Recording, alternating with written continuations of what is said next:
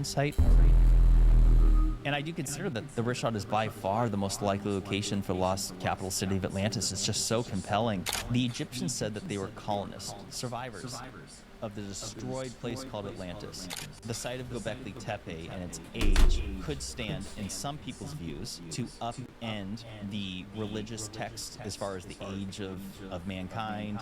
There is some sort of effort to suppress the site's excavation. He acknowledged that, yes, some of these trees were indeed planted on top of ancient ruins. He said that I'm going to be banned from the site, that I will be sanctioned. It is a fact that we do not know how the Egyptians constructed the Great Pyramid, but there's still no plan of any kind to explore that hidden chamber. Bro, I say that I don't think the pyramids were tombs, and I have people that hate me for it. You have these stones, whether it's from Egypt and Peru, that are fixed together as if they were laser cut. If they went over the land bridge across North America into South America, why aren't they finding that same DNA in North America? If a pole shift happens and there's a movement inside the Earth, could that cause super volcanoes on the surface? It is impossible, actually, for them to say it's going to be another 1,000 years when they don't know just how quickly it flips once it gets to the point of no return. When the poles flip and the magnetic field diminishes, we are now more susceptible to cosmic impacts as well as sun cycles. But the reality is that, like, it will change the human race. It will be game over as we know it, and it will be a whole new chapter of human history that will start after that. So this is, are you open to something very controversial? Absolutely, yeah.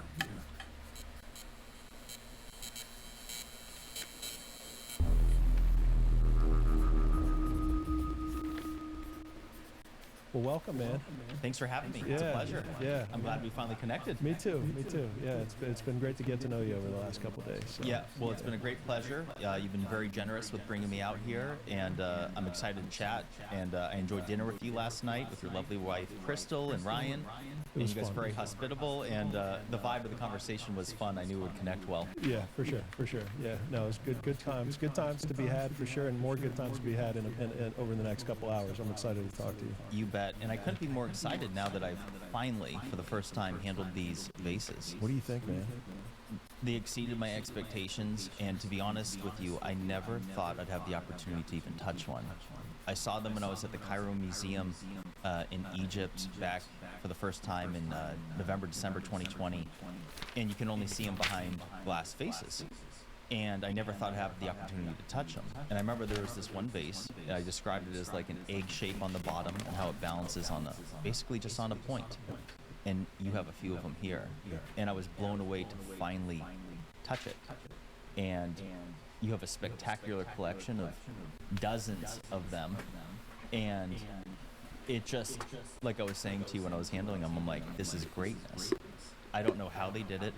It clearly goes beyond the explanation of bronze chisels or stone hammers. It's clearly evidence of a lost technology of some kind. Like I said before, it doesn't have to be space lasers. But it's something that demonstrates the capabilities of the ancient Egyptians exceed what we were taught in school. And holding them, I'm like, I got goosebumps. I'm like, this is representative of something great in our ancient past that is since lost. And I just feel so privileged and blessed to even be in the same room to be able to touch them. And we got some photos. I'll make sure I blast those out on social media. Cool. But wow, I feel like this is something that more people need to be aware of. I'm very grateful for people like Ben Van Kerkwick of the Uncharted X channel and others that, and Christopher Dunn and you that have done testing and put it out, putting out to the public.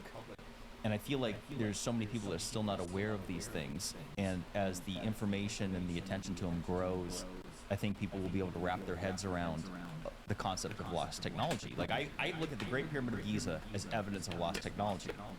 When you have hundreds of 70 to 80 ton stones, granite stones that were moved from the Aswan Quarry in Egypt 500 miles to the Giza Plateau and then lifted and stacked hundreds of feet above the ground inside the so-called Grand Gallery and King's Chamber. That in itself I consider to be evidence of a lost technology of some kind that they were able to accomplish that, but not everyone sees that. A lot of people look at the pyramids as just, oh, okay, it's a bunch of bricks and stones that were stacked, who cares? A lot of people don't wrap their heads around, but I'm like, when it comes to precision like this, like you and I were saying, like, brother, when I'm touching this and feeling these faces, that was not done by hand. It just wasn't. It's too perfect. What was the measurements again? It was more precise than a human hair. Yeah, one of them has a measurement that varies on the X and Y axis of the lip. The measurement varies by 0.4 microns. And I mean, most of them are in that, I don't know, like a couple of hundredths of a millimeter, which is 3, 4, 5 thousandths of an inch. But yeah, you've got a couple of measurements that are like it's smaller than a bacteria. It's smaller than a red blood cell is the variance between the dimensions on the X and Y. It's crazy. I hadn't heard that analogy before, that example before. Yeah. That's even more special than talking about human hair. Yeah. It's way microscopic, like way microscopic. That the best tattoo artist in the world with the most steady hand could not accomplish that. No. Just no. That's right. That's not the explanation. This was not done by hand. And when you hold it and you see it firsthand, you get it. Yeah. But I think the math on it itself is explanatory. If it's more precise than a human hair and comparable to the size of red blood cells, Right. like, come on, people. Right. Where's the evidence of lost technology? It's here. There it is. It's here. Yeah, it's crazy, and I mean to see some of the explanations of of using a stick with a rock stuck to the end of it to hollow. I mean, you see how crazy that is now that you actually are able to see these things.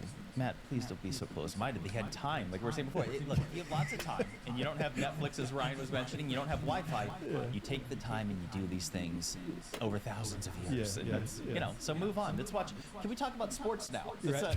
I don't. Can we edit this portion out? Right. Yeah. Nothing to see here. But yeah, they've been fun and opened a lot of people's eyes up. I think in terms of like what's really going on in our ancient history. Yeah. I'm curious. How did you get interested in this stuff? I haven't asked you that. We were at dinner last night, and I meant to ask you, but the conversation kept carrying. Yeah.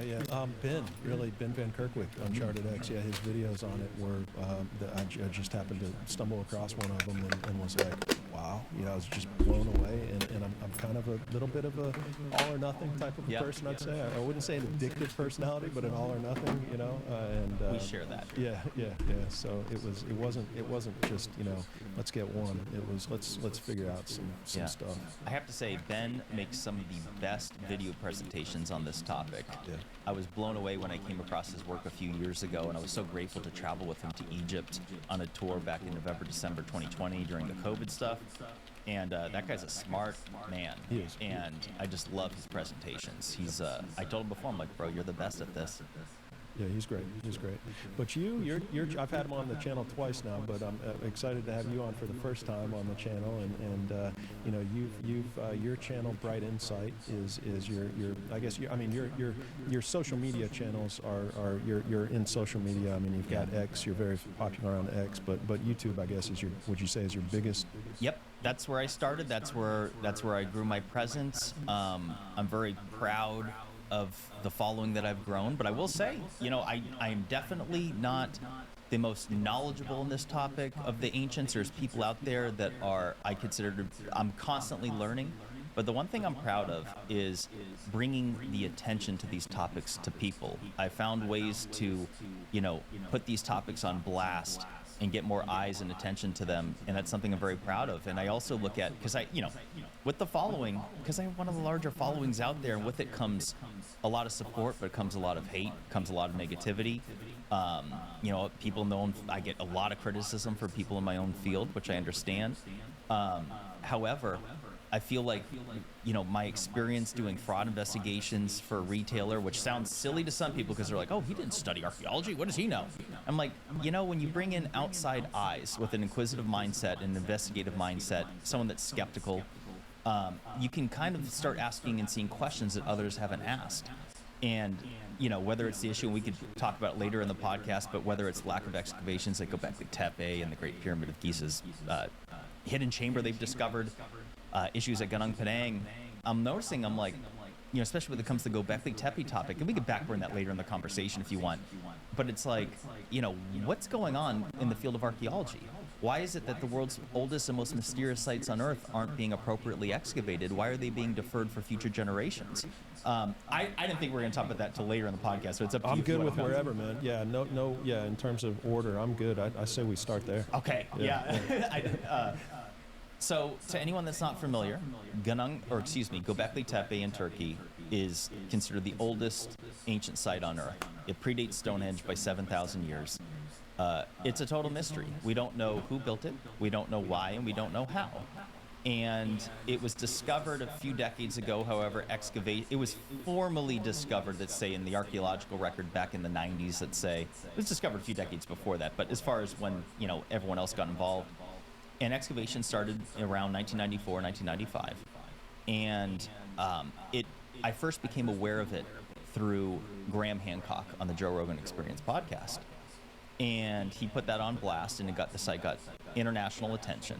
And it's like, whoa, this is not supposed to exist based on what we were taught in school.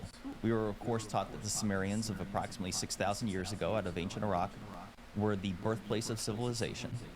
And then this site, Göbekli Tepe, pops up. It's comprised of approximately 200 T-shaped pillars as identified through ground-penetrating radar. Only 72 of them have been unearthed. And my very first video I made on my channel back in 2016, the video, that one was 2017, excuse me. And at that time, I shared what I had heard about it through people like Graham Hancock and others. And I was like, okay, let me backburn this topic for a while, because at that time they said that it was approximately just 5% excavated. And I'm like, okay, this site is super interesting. Let me circle back to this in a few years once more excavations take place, because at that time there was tons of debate. There's something called Pillar 43, which shows a bird holding whether it's a sun, whether it's a comet, whatever it is, it's a ball, and it was highly debated, and it still is today. Like, what is this trying to depict? And when you look at all the pillars, they're all depicting something. They all have images of whether it's animals, and I'm like, okay, Pillar 43 is extremely interesting. And now there's hundreds more pillars waiting to be unearthed. I can't wait to see what these show. So here I am, earlier this year. I'm like, I haven't looked at Göbekli Tepe in a while. Let me revisit the topic. And I was astonished to learn a few things. One of which is that it's still somewhere between 5 and 10% excavated. Mm-hmm. And I'm like, hold on a second. 2016 is when they had said that 5% excavated estimate. And I'm like, well, it's 2024. In fact, the latter part of 2024. I don't understand how there's no real measurable difference in the excavations. Now, I did see some sources say that it's still at 5%. And communicating through various archaeologists that have worked at the site on X.com, formerly as Twitter, they've said it's more than that. So I'm like, all right, let me give you 10%. But I'm like, what's the holdup? So I started investigating it further. And it started to be excavated in the early 90s? 1994, 1995. Klaus Schmidt? Yep, Klaus Schmidt, the late Klaus Schmidt, German archaeologist, had worked the site until his passing in 2012. And there's been a number of changes at Göbekli Tepe since. So this is getting into the fun conspiracy part of it. So I found articles from the World Heritage Fund describing back in 2017 that the estimate was at 5% excavated, and then I found some other estimates over the last few years still saying 5%, including a person that conducts tours at Göbekli Tepe as recently as just last year saying it's still at 5%. And I'm like, okay, I don't understand how there's no real measurable difference. Let me look into this further. And then I started seeing that the people that work the site, there's a Dr. Lee Clare, who's the head of fieldwork there, and I came across articles saying that, well, actually, let me give a shout out to Hugh Newman, who does tours. He's a brilliant guy. He's an author. He has a book on Göbekli Tepe. And he had communicated to me that they are now going to defer full excavations for future generations. Keyword future generations. So I'm like, let me give this a Google and kind of see what's going on here. And sure enough, out of the horse's mouth themselves, straight from the people that work the site and the leaders of it, have communicated that They are rolling back the large-scale excavations of the past. They're going to focus on conservation of the site, and they're going to defer a full excavation for, quote, future generations with an estimate of approximately 150 years before it's fully excavated. And I'm like, I don't understand. This is arguably the world's oldest and most mysterious site on Earth. There's answers waiting to be learned about our ancient past, potentially, within whatever's the 90% of it plus that's still buried. I don't understand why this would be deferred. Is it about money? Well, it's not about money. No one at the site has claimed it's about money. And I will say that what I learned was that back in 2016, there's a company called the Gyges Group. It's a conglomerate out of Turkey. It's a $1 billion industry made up of 250 businesses, tourism, and all kinds of different things. Nothing involving the field of archaeology. And they had announced at the World Economic Forum in Davos back in 2016 that they were doing a partnership with Göbekli Tepe, and they were going to become, quote, the sole proprietor, or the sole partner, excuse me, of excavation and tourism management of Göbekli Tepe. And I'm like, okay, that's interesting. Who are these people? And I don't have to get into the conspiracy involving the World Economic Forum. I have correlated a possible connection there because I look at, and we don't have to get, not everyone buys into my World Economic Forum conspiracy theory, but I will say that these people that of the World Economic Forum are very powerful. Klaus Schwab, the former president of the World Economic Forum, has openly bragged publicly. You can watch video of him saying that they've infiltrated various government cabinets around the world and corporations with their global shapers. And I noticed that the CEO of the Gyges Group is a longtime member of the World Economic Forum, and I found it particularly interesting that this partnership was literally announced at their annual World Economic Forum meeting in Davos. I'll backburn the WEF stuff for a second, because that I can't prove that there's some sort of sinister conspiracy to prevent excavations of the site. All I know is that it's not about funding. It has nothing to do with money. No one has claimed it has to do with money. The only people that has claimed that it has to do with money is just my naysayers that combat me on social media. It says, well, they don't have all the money in the world. I'm like, they can afford to dig this site up. Right. And I should also mention that a lot of archaeologists, not all, a lot of them, interns, like they work for free. Like this is part of like getting their, their PhDs, and they go and do field work. But then I started seeing other excuses. I would go dig there for free. I mean, yes. How many people in the world would go and dig up that site just to learn about it and to be a part of history? Exactly. Yeah. So, combining that with the realization that it makes no logical sense on Earth that we wouldn't go dig up the world's oldest and most mysterious ancient site. It's weird.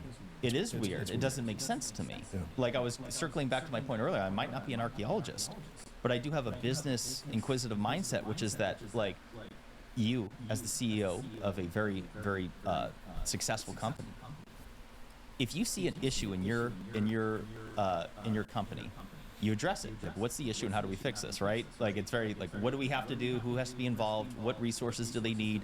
It's not, the problem may be difficult, but identifying the problem and figuring out how to go about it isn't, especially when we're talking about digging up pillars. So let me just say that, like, this is the part that gets me so crazy, is that one of their excuses has been to say, and this is from Dr. Lee Clare, the head of fieldwork of the site, says, well, we should probably wait for future technologies to develop so we can safely dig up the site. I'm like, okay, hold on a second. A couple things to be said on this. What magical technological shovel or water hose or whatnot are we talking about here that you are claiming needs to be utilized to dig up pillars that are in the dirt? Number two is, there's been no issue to my knowledge, and I looked into this. They haven't broken any pillars while trying to dig them up. They haven't damaged them. There's been no uproar of like, oh crap, okay, hold on a second. We've had problems excavating the site. We need to dial this back a little bit because this is a precious site that we need to ensure that we take good care of. That hasn't been an issue. But number two is that they are still conducting excavations to Göbekli Tepe. I've made this very clear in every video I've made on it. People have misquoted me to say that Jimmy Corsetti said they stopped excavations. I'm like, I've literally never said that. In fact, I've made it a point to articulate that they are still conducting excavations today. However, it's very minimal. There's no active plan to unearth the remaining So through ground penetrating radar, they estimate there's 200 pillars. 72 have been unearthed. That would mean that there's approximately 128 still under the ground, and there's no plan in place to unearth them. So with that being said, since they're still conducting excavations, and now they're throwing out an excuse to say that, well, maybe we should wait for safer technologies to emerge. Are you saying now that what you're doing actively today is unsafe? So, you know what I mean? Like, which is it? Like, if you're saying that they need to wait for it to be safer to excavate these pillars, are you also saying that you're doing so today in a way that is unsafe? Which is it? But I don't buy it either way. Right. Like, we absolutely have the technological capability to dig up stone pillars that are buried in dirt. Right. And not to mention, through the use of ground penetrating radar, we've identified what these pillars look like under the ground. Ground penetrating radar itself doesn't necessarily show you exactly what is under the earth if you don't know what you're looking for ahead of time. But now that we do, now that we've unearthed 72 of these and we know exactly what we're looking for, we have the technological capability to know where we're going to dig and for what and what we're going to find underneath it at the site of Göbekli Tepe specifically. So none of this is adding up. And when they talk about 150 years, I'm like, that's 4 or 5 generations in the future, which means no one alive today will be around for the site to be excavated, which I don't understand how anybody with any type of passion for whether it's history or the field of archaeology itself could be content in living the rest of their lives not knowing what's waiting to be unearthed there. It is entirely unacceptable to me, and it should be to every enthusiast of ancient history. There may very well be answers to our mysterious ancient past. There's so much we don't know. We barely know. We know a lot about the Sumerians, but there's a lot we don't know, and that's 6,000 years ago, and this is over 5, almost 6,000 years older than that. I just don't understand. So this got me looking into Gunung Padang, which is in Indonesia. Graham Hancock put this on blast in season 1 of Ancient Apocalypse, which, by the way, season 2 of Ancient Apocalypse airs today. It might be live as of midnight a few hours ago. I don't know. I think you're right. Yeah. So I got Graham coming on in 2 days. Oh, that's fantastic. Yeah, Graham, he and I are going to record on Friday. So. I can't wait. Yeah. I can't wait to see that. Yeah. I can't wait to watch these episodes because all the uproar that came out after season 1, this should be very, very interesting. But he had put Gunung Padang on blast, to the public, to international attention, I should say. And at that site, I started looking into that too, that they had dialed back excavations on that site. And so through the use... Why? What's the quick question of clarity on Göbekli Tepe then in terms of the total portion of the site that's been excavated is between 5 and 10%, but the percentage of T pillars that we've excavated, because we know that they're there because of the ground penetrating radar, you said that's like 70 out of 200 or something. So 72 according to the latest. This is according to Dr. Lee Clare, the head of fieldwork of Göbekli Tepe. So 36% out of 200, is that right? Correct. And so 36% of the T-pillars have been excavated, 10% Yes. or less of the site's been excavated. Right. No explanation as to what is the technology that is non-existent today that's going to be available in 150 years from now. Is there any has there been any what's the magical shovel, or what's the magical brush, or what is it that we're missing? I'm so glad you asked, because there is no answer to that. Right. What's this magical shovel? They have paintbrushes and shovels and pickaxes and water hoses, and there is no explanation. So when you asked why, Brother, you're that is streaming, the dude. $1 question. Now, Bro, it you're seems to me streaming. How? that there is some sort of effort to suppress the How are size you of fucking excavations. giving me It's not bits all when you're streaming, bro? It's about amazing. We have the means, money, and motive to do so, and something has shifted involving the excavations, and it all started once the Doges group took over.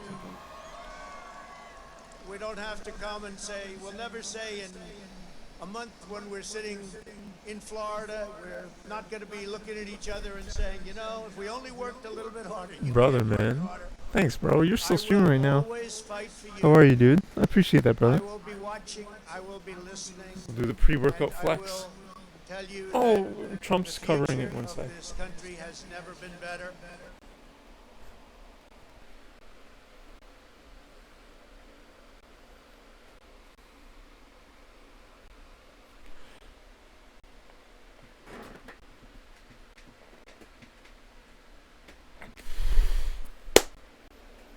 Thanks, brother. I appreciate that, man. How are you, dude? Shout out Canadian agent. Streams perfect dark speed runs. Pause strat champ. I'm not making fun of pause strat. I'm saying if he does pause strats, you know he's going for the top times. And Xbox is delineated by decimal points too. Let me again say, WEF conspiracies aside, although I will tie that in to Gunung Thanks for the bits, bro. in a few minutes, because there's a connection there which is even more egregious than the Göbekli Tepe thing. So WEF conspiracies aside, if there's nothing else, let's just look at what runs the world, which is money. So you have this billion-dollar conglomerate that comes in and takes over, and they invested they allocated approximately $15 million up front back in 2017 to construct the various infrastructure for tourism.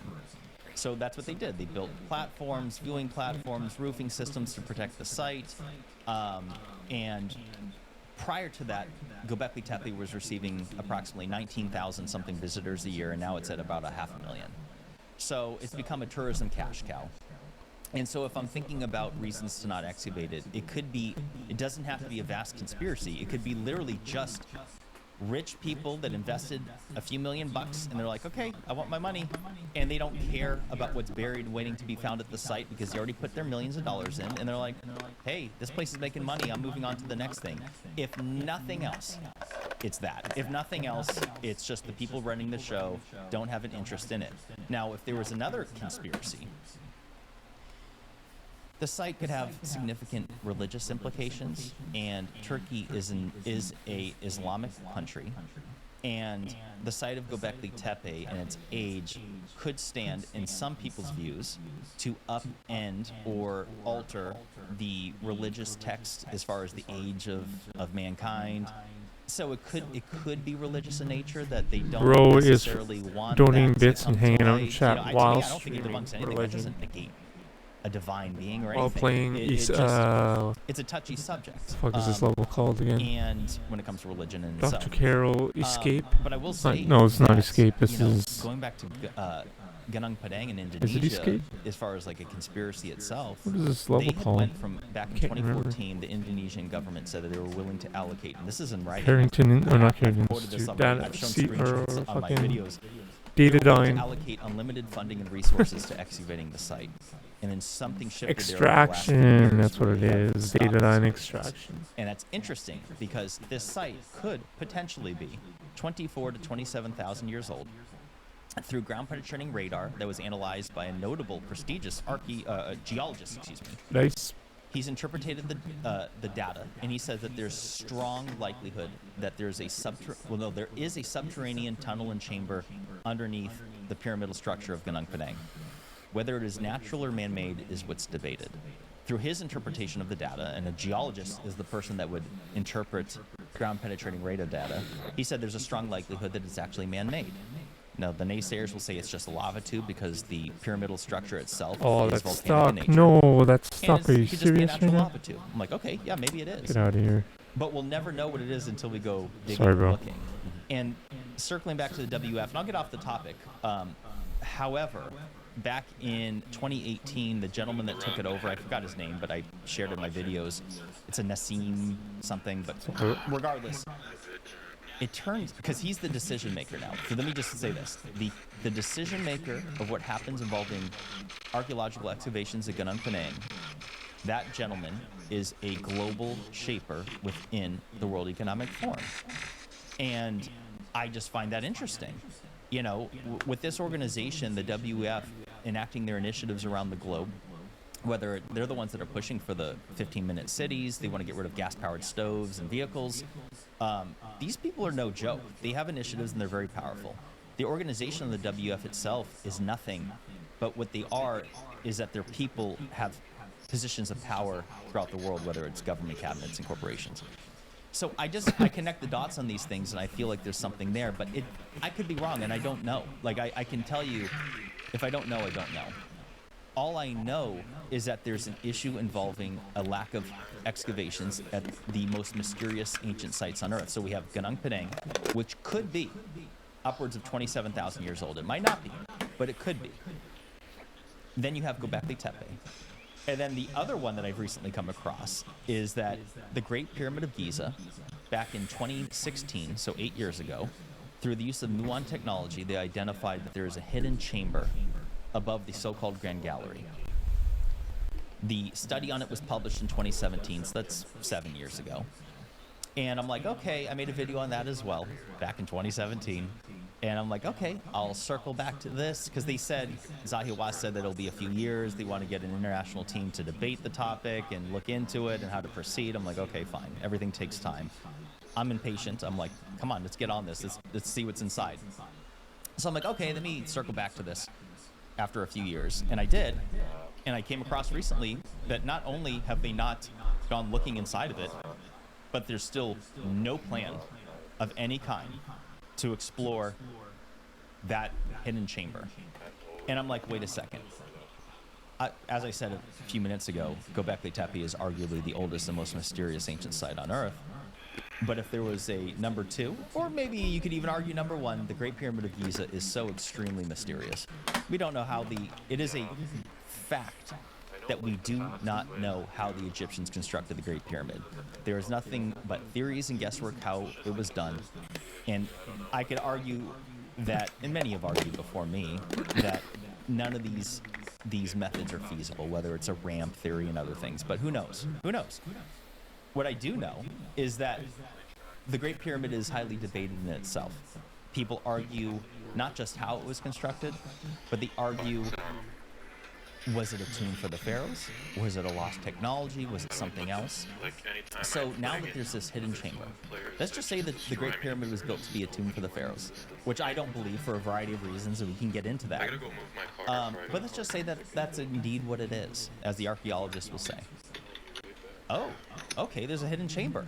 Maybe there's a pharaoh inside there, Matt. Maybe there's answers on how the pyramid was constructed. Maybe there's a lost technology of some kind that answers on how they cut the stone blocks themselves, how they constructed it. Who knows? Clues to how it was made, or something that we can learn about the structure from examining that area. Answers. Yeah. There could be relics and treasures in that hidden chamber, or it could be just an empty room. But inside that empty room would teach us something. Would have a whole new view that has never been seen of the Great Pyramid before, at least since its construction. And we could just look at the walls and be like, oh, okay, this is how they did this. Oh, that's interesting. We would learn something.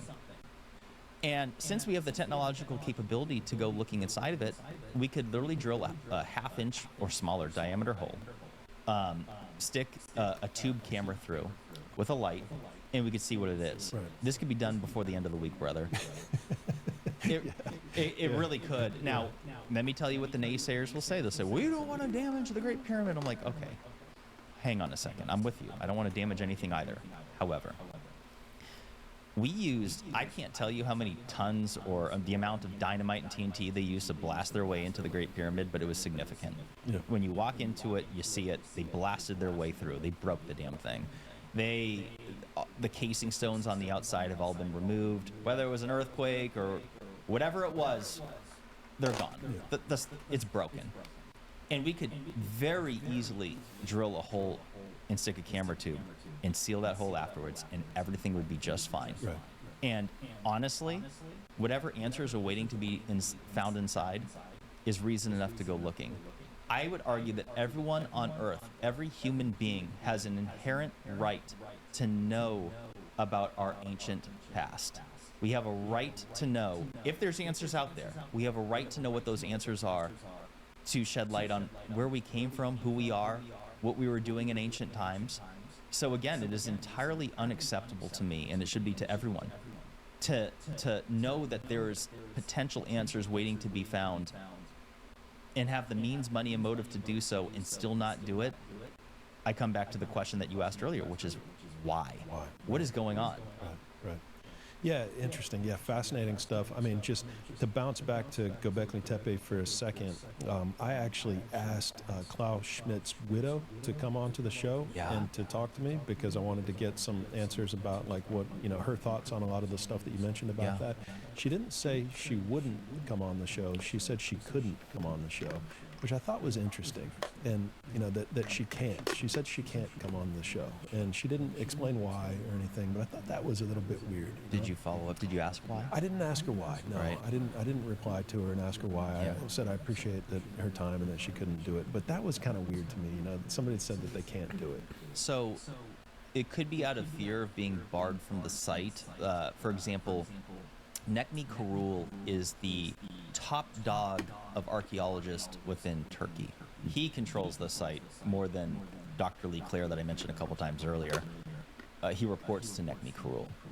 And Nekmi Karul is...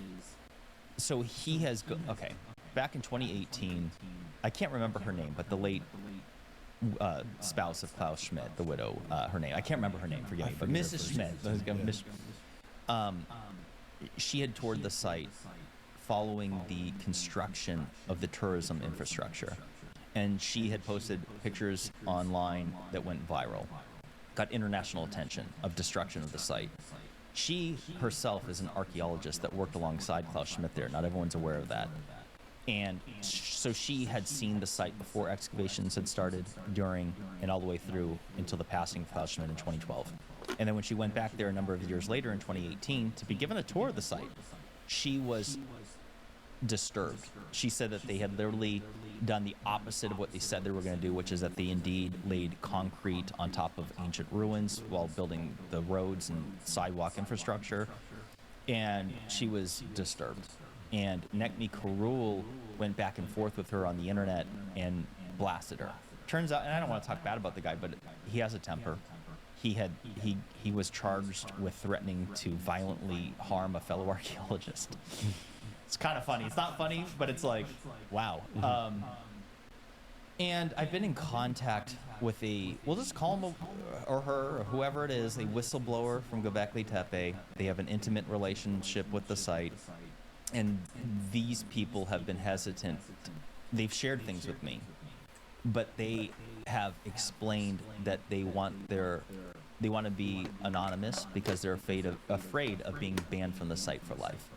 So if nothing else, it could be that, you know, if she doesn't want to come on to talk about it publicly, because I will say that this Nekmi Karul, and I have him quoted in articles referring to me, he didn't call me by name, but he was 100% referring to me in my video, and he made key details about it that was 100% me. He didn't say Jimmy Corsetti, but he said American YouTuber. He mentioned the sponsor of my video. He talked about all the conspiracies and issues I brought to it, and this was just a matter of weeks after my video went on it. It went viral. It got 1.5 million views, and it caused an uproar, and it went viral on Reddit and Twitter and YouTube, and people have been talking about it since, which is something I'm proud of, by the way. I brought attention to the fact they planted trees on top of ruins there. Like, let me mention this. So on top of building roads and sidewalks infrastructure on top of ruins, which Mrs. Schmidt had claimed had damaged the site. So that's one thing. But then I come to find out, I asked a question in my video, and it was very sincere, and I even said that. This is a sincere question. If you look at Göbekli Tepe from aerial views, there's 4 sets of tree orchards there. I later found out that they're olive tree groves. They were planted by the prior owners of the site, the farmers that owned the land for generations. And allegedly, according to them, they had planted the trees in order to increase the value of the land before selling it. And I'm like, that makes no sense to me. I'm like, Göbekli Tepe in itself is already priceless. If you could auction Göbekli Tepe, what would that go for? You know? Yeah. However, I understand how money works, and I can wrap my head around. I was skeptical at first about that excuse. I'm like, I don't believe this. Really? You're trying to increase the value of the land that's already priceless? It doesn't make sense to me. But I did a little bit more investigation. I'm like, okay, this is actually very possible that it looked like the Turkish government was going to stiff them and give them a low ball, and they would just have to take it. So they planted a bunch of trees on it, olive trees. And it turns out that olive trees are precious in Turkey. In fact, there's something called the Olive Law, enacted in 1935, which makes it illegal to cut down olive trees. And so I'm like, okay, there's 4 sets of tree orchards. Somebody on Twitter had counted them out, and it's almost 800 trees, at least. It could be more than that, but at least 800 trees. And it's illegal to cut them down. And these trees And this is according to another archaeologist that worked the site, who doesn't like me. He blocked me I was so nice to him. He just blocked me on Twitter. But I got the screenshots. He acknowledged that yes, some of these trees were indeed planted on top of ancient ruins, which I'm like, okay, when were these trees planted? Okay, 2005 approximately, 2006. It was over a course of time. But that's a full decade after excavations had began in 1994, 1995. So I'm like, okay, if nothing else, this represents an egregious lack of management of the site, incompetence, because it's like, it's one thing to try to get a few dollars extra out of the land, which I can wrap my head around. You know, if people are trying to sell the land and they're trying to take care of their families, I understand it. I don't, condone it, but I can understand. What I don't understand is how it could be, how it was allowed. That again, this is a full decade after excavations began, and then hundreds of trees were allowed to be planted on top of it, and olive trees of all things. So there's some things to be said about this, and forgive me if I'm on my soapbox. You cut me off anytime because I won't stop talking. But go ahead. Well, I do. I mean, how much land does the family own? Because if it's just that little square of Göbekli Tepe, then okay, you could see the argument, hey, they're going to plant 800 trees on just that quad. But if they own 20 times that amount of land and they're only putting the trees on top of those exact ancient ruins, then I'm going to call bullshit. Thank you. I'm with you. Yeah. The site is 22 acres, and those, if you look at those trees, will you zoom in on that a little bit more again, Ryan? Brother, I can ballpark 20 acres. And I'm here to tell you that those trees are covering a vast majority of that site. Yeah. You know what I mean? Like you know what 10 acres looks like. You know what 20 acres looks Absolutely, like. yeah. That's it's reasonable to say that that's covering a vast majority of the site. Yeah, I'd guess that's around 6 acres if I'm just guessing based on Well, how much I know about how big that under the tent structure is. Yeah. Well, let me just say that the site of Göbekli Tepe is documented at 22 acres. However, I can't tell you exactly the portions that we're looking at that make up that 22 acres. So okay. I don't know the answer. Let me just be clear. I don't know. Gotcha. What I do know, I could be wrong too. But yeah, it's in that ballpark. Right. Though. Yeah. all I know is that trees were planted on top of ancient ruins, Right. and there's no plan in place to remove them. And here's the thing when it comes to trees. Roots are notorious for destroying what's underneath them. Right. If you go to any municipality, you have to have city engineers examine like what trees are going to plant and where. They'll destroy sidewalks and sewers. But not with a magic shovel. With a magic shovel, we'll be able to clear all that stuff up, right? This is why my perspective has shifted, and I support these trees. I support magic shovels, and I can't wait for my great-great-great-grandchildren to be alive to witness this being excavated. Yep. So, Amen. Amen. But let me say this. So, of course, when I made a follow-up video, once I had established that these trees were indeed planted over ancient ruins, I'm like, these roots are going to damage the ruins beneath them. So then this has caused an uproar, which they responded to me. And this is circling back. Let me actually say it because I had forgotten my point earlier with Nekmi Karul and those articles he quoted about me. He said that I'm going to be banned from the site, that I will be sanctioned. And I don't know if that means from the site of Göbekli Tepe itself. I don't know how they keep me out. But I'm like, does that mean if I land in Turkey at the airport, my visa will be denied and I'll be turned around? He said in the article that I should be sanctioned. And then he followed up in the same exact article saying that I will be. And then I find out through this whistleblower that Nekmi Karul is a powerful man of political influence within the country. There's pictures of him with the president. Like, he's given press conferences. He's no little guy. And I was told from somebody in Turkey that he's a very powerful man. So if he says that I'm going to be sanctioned from visiting the site, I'm inclined to think that that's, I don't know if it's happened or not. How would I know? I want to go to Göbekli Tepe. Congratulations on the one hand. I mean, Right. yeah, I actually look at it as a badge of honor. I'm like, Yeah. I put this on blast. I know that I've done a service by bringing attention to this site and the lack of excavations. Right. The biggest criticism I've gotten is the WEF conspiracy. I'm here to tell you it might not be true. I don't know. I'm just trying to investigate why it's not being excavated. So let me finish up my point on this involving the trees. They went out and said that these types of olive trees, the roots are going to grow horizontal and they shouldn't damage the site. I'm like, okay. Then I see Dr. Lee Clare, the head of fieldwork, do an interview with Flint Dibble on his Flint Dibble's podcast, and he said something very interesting. He said that because they're making every excuse to say, oh, the trees are going to preserve the site. It's going to keep the soil intact from erosion. And I'm like, first of all, the site has been just fine for the last 11,600 years. Yeah, so, right, like, go away with that Yeah. gaslighting, you know? Yeah. Because that's what that is. All Yeah. these excuses they made is textbook gaslighting as far as I'm concerned. Mm-hmm. But then he said something interesting, Matt. He said that they are now actively monitoring the growth of the roots to ensure that it's not damaging the site. I'm like, okay, stop. Which is it? Mm-hmm. You went from saying that these will not damage the site to now you're actively monitoring them to make sure they're not. Sounds like you're not too confident in that. Mm-hmm. And then I found, I had a gentleman contact me who had just went to Göbekli Tepe in August, very recently. And we're filming this, October 16th. So this is recent. And he shared videos of these, brother, I saw it with my own eyes.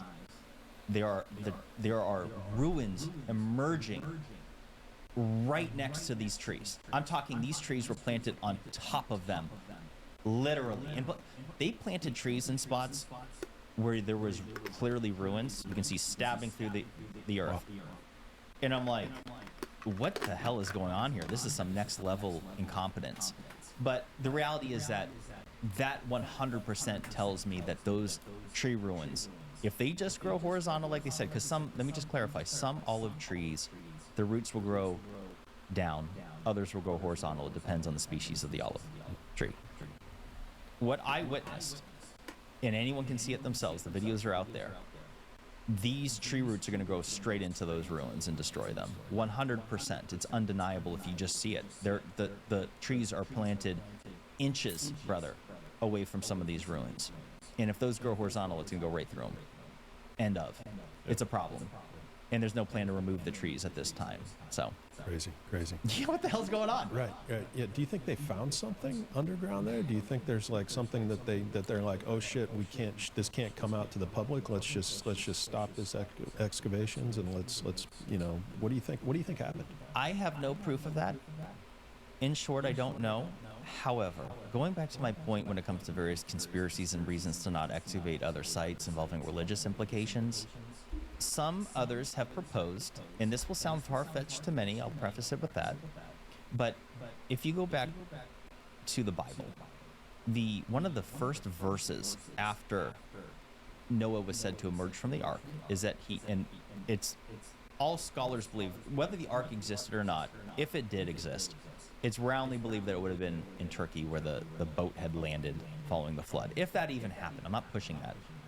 However, through all legends, it comes from some grain of truth, and it's not unreasonable to suggest, considering the age of Göbekli Tepe being buried approximately 11,600 years ago, which coincides precisely with the younger Dryas climate catastrophe of 11,600 years ago. This is documented science. What it was, whether it's a cosmic impact, whatever it was, that's debatable. But something happened in order to cause massive shifts of weather patterns and extinction level events for, not total extinction, but various animals had died, hundreds of them went extinct at that same exact period of time. So something happened.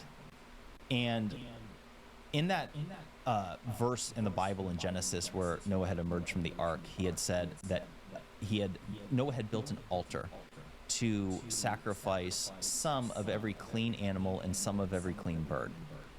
And what's interesting about Göbekli Tepe, aside from the fact that it's also in Turkey, where, people have said that Mount Ararat is where the ark would have landed, is that all of the pillars, brother, almost, I'm not saying every single one of them, but a vast majority of them are depicting animals and birds. And some have suggested, and I also suggested myself, that what if this is the altar that Noah had constructed? Again, let me be crystal clear. I'm not saying there was a boat that had every animal on earth or something like that. I'm not saying there was a flood that covered every inch and every mountain on earth. What I am saying is that there was an event that happened at that same period of time, and the fossil record shows that there was, for example, was 75% of all animals in North America had died off at that same exact period of time. So something happened, and so to circle back to answer your question, is it's possible it has religious implications. If there was something about Göbekli Tepe that corroborated the Bible in an Islamic country, brother, I'm here to tell you, it doesn't have to involve money or the World Economic Forum or anything else. It could literally just be a religious implication thing. And I think that is very reasonable to suggest. So whether they found something, I have no idea. I just don't know. What I do know is that they are not doing their full-scale large excavations of the past, and they have deferred that to future generations, and it is outside the time limit of any of our lifetimes of anyone listening right now. And that makes no sense. So I don't pretend to have all the answers. I don't know what the answers are. All I know is that there is clearly a problem in the archaeological community. It doesn't involve archaeologists, because I have so many archaeologists think that I hate them. I'm like, that is the furthest thing from the truth. I don't dislike archaeologists. That's nonsense. I want to work with them. I love what they're doing. I can learn a lot from them. However, the decision makers, the powers that be, those that can flick their wrist to sign off on the decision to go fully excavate it, something has happened, something has shifted, and it's no longer happening. And it's unacceptable. It's intolerable. It makes no sense. Yeah. What the hell is going on? Right. Yeah. No, that's a great take. Yeah, good stuff. Yeah, it could very well be religious, or it could, who knows, I guess, but it would sure be nice to know. You are a businessman. Yeah. You're the chief executive officer of a large company.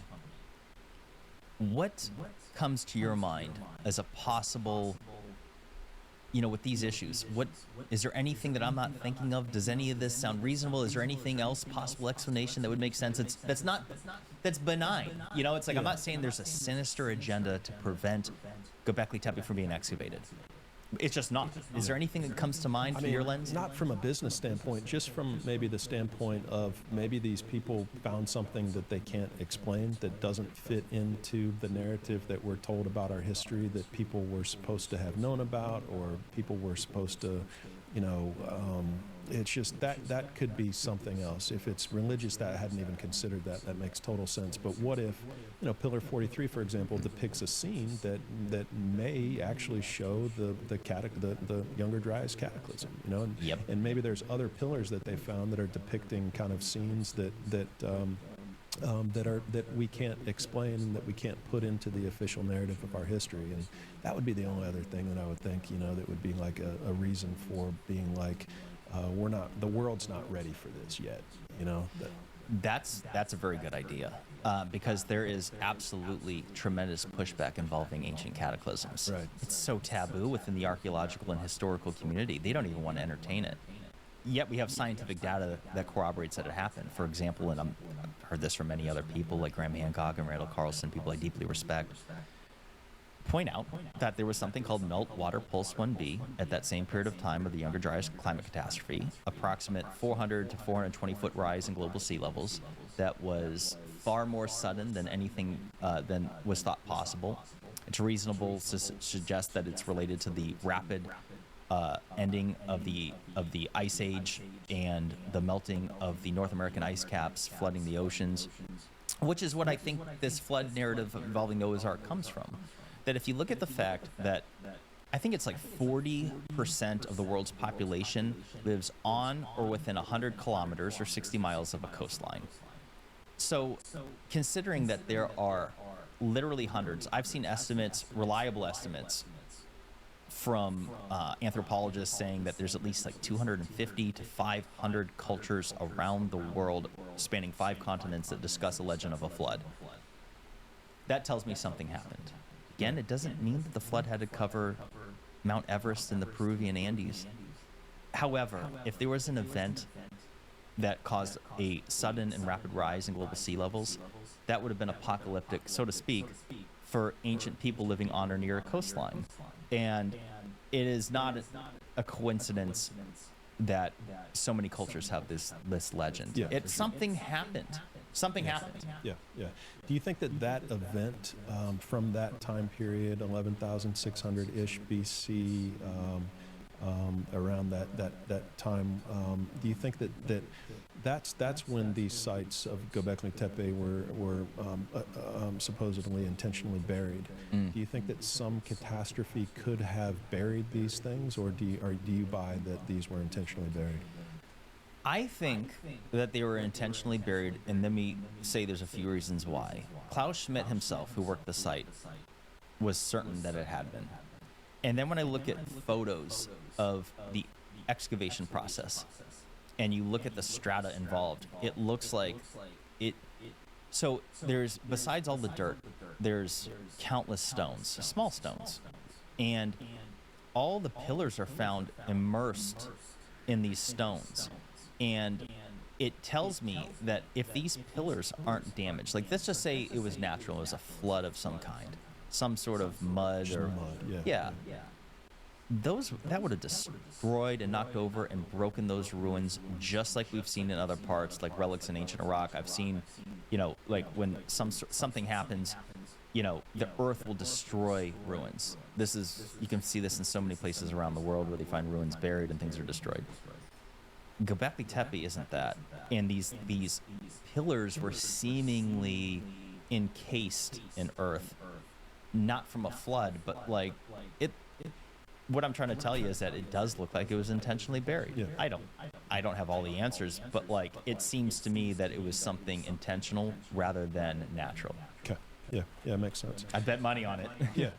Let's pop back over to Egypt and the North Africa region real quick, and I got a question to ask. Just maybe close the loop on the Great Pyramid really quickly, and that internal structure on the Great Pyramid. Ryan, can you pull up the Great Pyramid's internal chambers? Oh yeah. Real quick. I guess I'm curious as to the Grand Gallery, from what I've seen, appears to end directly over the Queen's chamber prior to going into the supposed King's chamber. Right, it's right before it, directly before it. Yeah. And is it directly on top of the Queen's chamber? Is it the Grand Gallery? If you draw a straight arrow straight down, are you going to hit the Queen's chamber?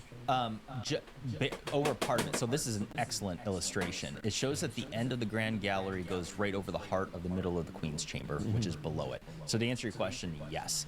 Yeah, and that's so now I'm wondering about this other big void, which I've also seen. This image is showing the big void being flat, horizontal, but I've also seen it in the same angle as the Grand Gallery. So I'm wondering if the Grand Gallery could be some method for constructing the Queen's chamber, or those big rocks that sit on top of the Queen's chamber that disperse the weight off to the sides. And if this void could end over the King's chamber, and could be how they got all those massive granite megalithic blocks to kind of go on top of the King's chamber, potentially like a second Grand Gallery, but for construction purposes. Very possible. And I should mention this. So this image that we're looking at here is from 2017, and there's been an update since, which is, and I'm not saying you'll find an illustration, I haven't seen one, but they went from thinking that the void was 30 meters in length to now 40 meters in length. So it's even larger than the so-called Grand Gallery. And yeah, perhaps so what many people have suggested is that it is a second Grand Gallery, because the interpretation of the data is that it was sloped, but they're not 100% sure. The Muon technology only allows us to understand so much about it. What they know is an approximate size and shape to it. It's rectangular in nature, and it's entirely feasible that it is just a second so-called Grand Gallery as far as the structure itself. But going back to your point, like, could it have been used to get those massive stones into the top above the so-called King's chamber? I always like to use so-called because I don't think it was a King's chamber. Right. And that is even more reason why we need to go looking into this, because it doesn't have to have a mummy. It doesn't have to have ancient artifacts of gold or what have you. It could be as simple as just the nature of the void itself could be the proof that we need to say, this is how they likely moved those 70 to 80 ton granite stones above the King's chamber. Because I should mention, I believe it's 129. Don't quote me on this. Granite stones that make up the so-called Grand Gallery and the King's Chamber. The large granite stones that were hauled 500 miles from Aswan. And it is inexplicable how the Egyptians got those hundreds of feet above ground level. And if it's some sort of sloping thing, perhaps, I'm referring to the hidden chamber, there could be answers in there that show, aha, this is how those stones were brought up there. And it's, again, like I already said, it's all that more reason to go looking. We're going to learn something about that. Even if it's an empty room with no answers on how anything was constructed and there's nothing in it, it's just a big empty room, we're going to learn something. Exactly. Right. Yeah. Yeah. We'll see something we haven't been seen. And honestly, with the massive rise in popularity of this niche topic involving the mysteries of lost ancient civilizations, they could turn that into a pay-per-view event.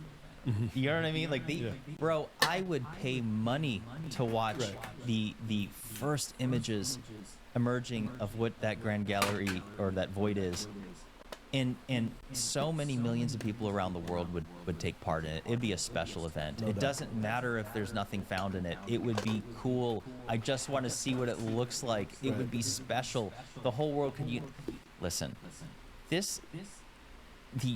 One of the things that surprised me when I got into the realm of lost ancient mysteries is I was surprised to see how controversial and divisive it is. Lots of opinions. It's almost religious in nature, in that you have, bro, I say that I don't think the pyramids were tombs, and I have people that hate me for it. It's pretty wild. It's kind of funny. Yeah.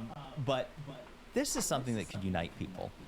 We all, archaeologists and historians and alternative ancient theorists such as myself alike, I believe, all would like to know what's inside that chamber. So in a world that's so divisive and getting more divisive, people just want to fight over everything now. If you don't believe that, go on Reddit or Twitter or YouTube comments and you'll see it. And this is just one little thing that we could just unite on and be like, okay, do we all want to see what's inside the chamber? I know the answer is yes. I can speak for everybody. Right. That we would like to see what's in it. And so it's like, why don't we just chase that? Yeah. Yeah. Everybody, even the people that think that it's a tomb, that like maybe there's a pharaoh in there. Maybe for the first time we can find a pharaoh in this void, or so. And I'm glad you brought that up, because it's like, okay, aside from how the pyramid was built, the only thing more debated than that is whether it was a tomb for the pharaohs or not. And you have people like myself and many others that do not believe that it was built to be a tomb for the pharaohs. If they simply went into that chamber and found a pharaoh, I would shut up. Sure. With my, I would be like, okay, I was wrong. This was a tomb. And all the controversy that angers archaeologists and historians so much about the debate on whether it was a tomb or not, why don't we just end that debate now? Yeah, seems potentially end it. Easy. Yeah, for sure. Yeah, that sarcophagus in the so-called King's Chamber, I call it so-called as well. Yeah. Luke Caverns was on the show, and he pointed out to me that sarcophagus is kind of garbage, like compared to a lot of even the boxes that you find out in the middle of the desert and some of the more primitive burials and tombs. Like, they're much thicker walls. They have a really nice lid that goes onto them, super heavy. And he pointed out, like, you couldn't even get the lid out of, because the sarcophagus is bigger than the doorway, so there was never a lid in there. And it's like, if this is really the greatest pharaoh of all time, why have this little crappy sarcophagus in this little room for him? It's such an excellent point. So I am blessed that I've been to Egypt 3 times, and I've been inside the so-called King's Chamber twice, and been in the box laid in it twice. And it is undoubtedly the shoddiest. If it was a sarcophagus, it's the worst one I had seen. And I'm not exaggerating. I have been to the Cairo Museum. I've been to various, I've been in the other pyramids. I've been in, thank you for the photo, Ryan. It is can I swear on here? Yeah. It's a piece of shit in comparison to all the other ones. I can hear Ryan laughing. Yeah. It is the worst one I had ever seen. Yeah. And out of all places, the Great Pyramid, you would think, if that was a tomb for the pharaoh, would have the best, or at least a comparable sarcophagus to the other ones. It's thin, it's shoddy, it looks like it was carved with a rake on part of the inside. I mean, I'm not saying it's not finished some parts of it. It What is. e-girl emote is It's this? just flimsy and What it just e-girl something you about got it here? Sky BL, too hype. I like it. Well, everything about it is not What a comparable brother. to all the other sarcophagus that you see elsewhere, Right. and it's bizarre. Sky BL And too. it makes me wonder what the true purpose was of the Great Pyramid. Do you have any thoughts on that? Do you have any opinions? What you The think? true purpose of it? Yeah. I don't. You know, I'm open to all the theories. You know, I'm open to the tomb. I just put percentages on things. Yeah. You know, I don't take anything to 100 or 0. I just try to stay open. Even to religion, I don't take it to 0. She's you very know, cool. in That's terms cool. of that, I think Chris If you think Stone's she's theory cool, then she actually must be makes some cool. sense. I think the tomb theory is fine. I think, gosh, Luke, I had a water pump theory that I think is something that you know should be. We can talk about that one. You know, I think it's worthy of exploration. You know, or just. But I don't know. You know, I think that the land of Kim. That one is Jeff, yeah, that one's pretty interesting too in terms of like having them be different chemical processing plants. That's super interesting. I'm open to all ideas.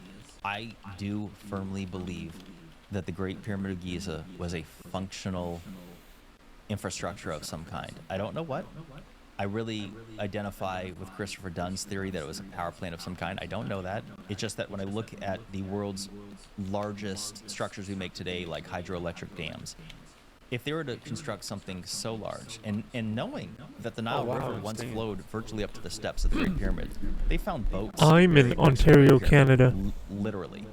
And it's actually I'm established. in science Ontario, that the Canada, Nile my man. Delta was, or excuse me, the Nile River was 8 miles closer to the I'm pyramid in than it Ottawa, is today. Canada. And so it's not unreasonable to suggest that they were Cool.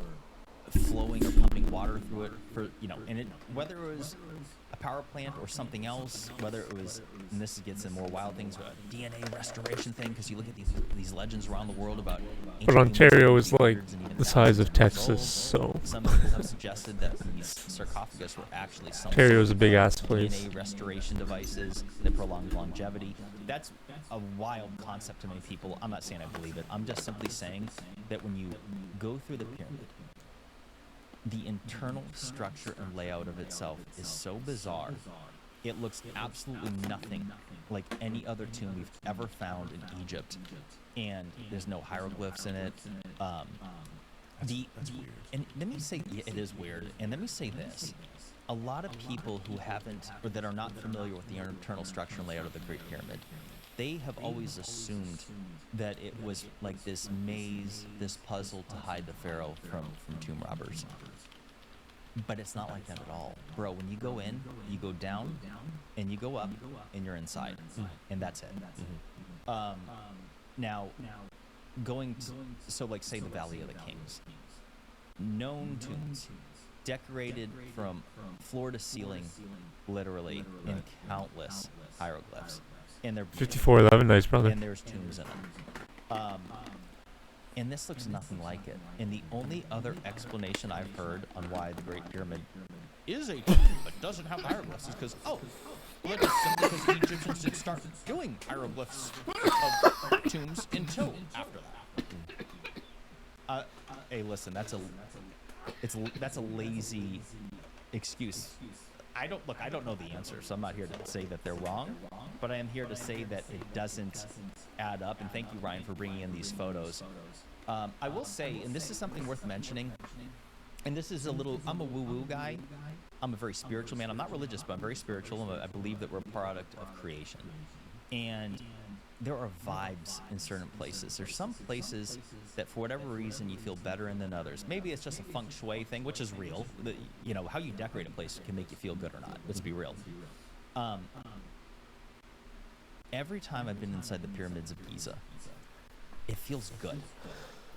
And it's not just because I want to be there and I was excited to be there, because when I went to the Valley of the Kings, brother, I was excited to go. I couldn't wait. And by the time we were done there, I couldn't wait to get the hell out. It had a terrible feeling to it. I don't know how to describe it. It didn't make sense. And there was one other site in Egypt I felt the same way.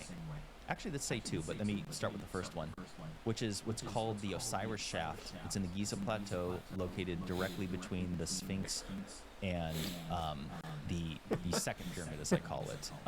And It's 100 feet down. You go through multiple shafts to get to the bottom, and I was so excited to go in there. And bro, I dipped out early. I left before the third. Like we could be in there for over an hour or whatever it was, and I dipped out at like 28 minutes. I know this because you're not supposed to record in there. But what I did was I put my cell phone on record and I put it in my front pocket and I record the whole thing. So that's how I know I was in there for 28 minutes. Nice. And I wanted to get the hell out. I don't know how to describe it. It just felt weird in a not great way. And I felt that there. I felt that at the Valley of the Kings. And then I felt it a little bit in the Cairo Museum. And as it was explained to me by Yusuf Awiyan, who led the tour, he said, you know, when you get all these different artifacts in one spot, the energies shift and it becomes something different from what those energies would have been by themselves. And again, this is woo-woo. I don't expect anyone to buy into it. My point is this, and I'll share another story with you too if you want. This is a fun story. But the pyramids of Giza felt good. And the other places that were known tombs felt bad. And I don't know I don't know what to make of it. But do you want to hear a story? Yeah, man, let's do it. Yeah. So It makes total sense to me. I'm a very spiritual and energy sensitive person, so it makes total sense, and can't wait to get out there and feel that for myself. I want to go to Egypt with you. I want to see you experience it and see your thoughts on it. Yeah. But so I don't want to do the name dropping thing, but I have to point out this story because there's something to be said for it, and I have his permission to share it. So there's a notable retired UFC fighter named George St. Pierre. He's considered the GOAT. Many consider him the best of all time. Some people say John Jones, but it doesn't matter. They're both very comparable, and his accomplishments are through the roof. And he has a shared interest in ancient civilizations, which is one of the most fun things about this realm, is that you see how it brings so many people of different walks of life that share these interests. You, all kinds of people. It's like there's a growing niche of this interest. And he's someone that shares it. And we had connected, and I had the privilege of traveling with him to Baalbek in Lebanon and then Egypt back in September of last year, 2023. And I went into the King's Chamber with him. And he laid in the stone sarcophagus, and Yusuf did the can't do it, in the box. And it's wild because the reverberations off the granite, it literally vibrates. You feel it vibrate. It's like nothing I've ever felt before. And he did it for a good minute. And George St. Pierre, who has been retired for several years now, who's not coming out of retirement because he's very smart, he's been successful, and he has a family, he wants to protect his brain. He doesn't, he has a very logical, even though he's been tempted to want to compete again because it's such a high. So what I witnessed is that when he got out of the box, following the his eyes were wide. And he looked right at me, he says, and I'm going to butcher his accent, he's French-Canadian. Jimmy.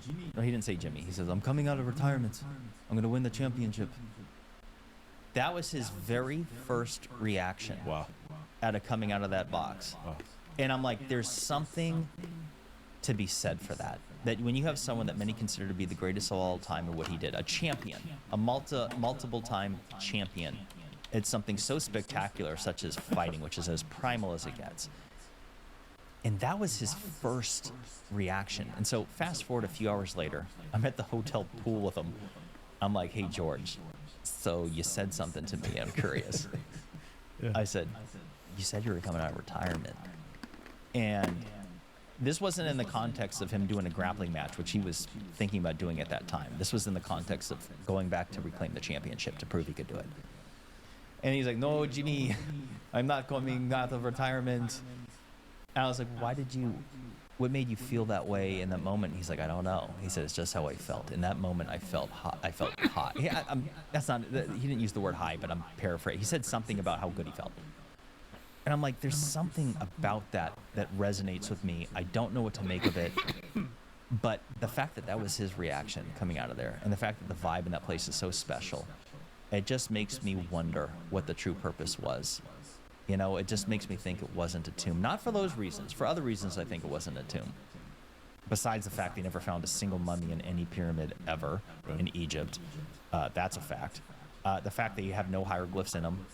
The only exception... So I've always said that there's no pyramid in Egypt that has any hieroglyphs. And some have disagreed with me. Said, that's not true. The Pyramid of Unas which I think is in Saqqara, I believe. Forgive me if I'm getting that wrong. I've been to so many.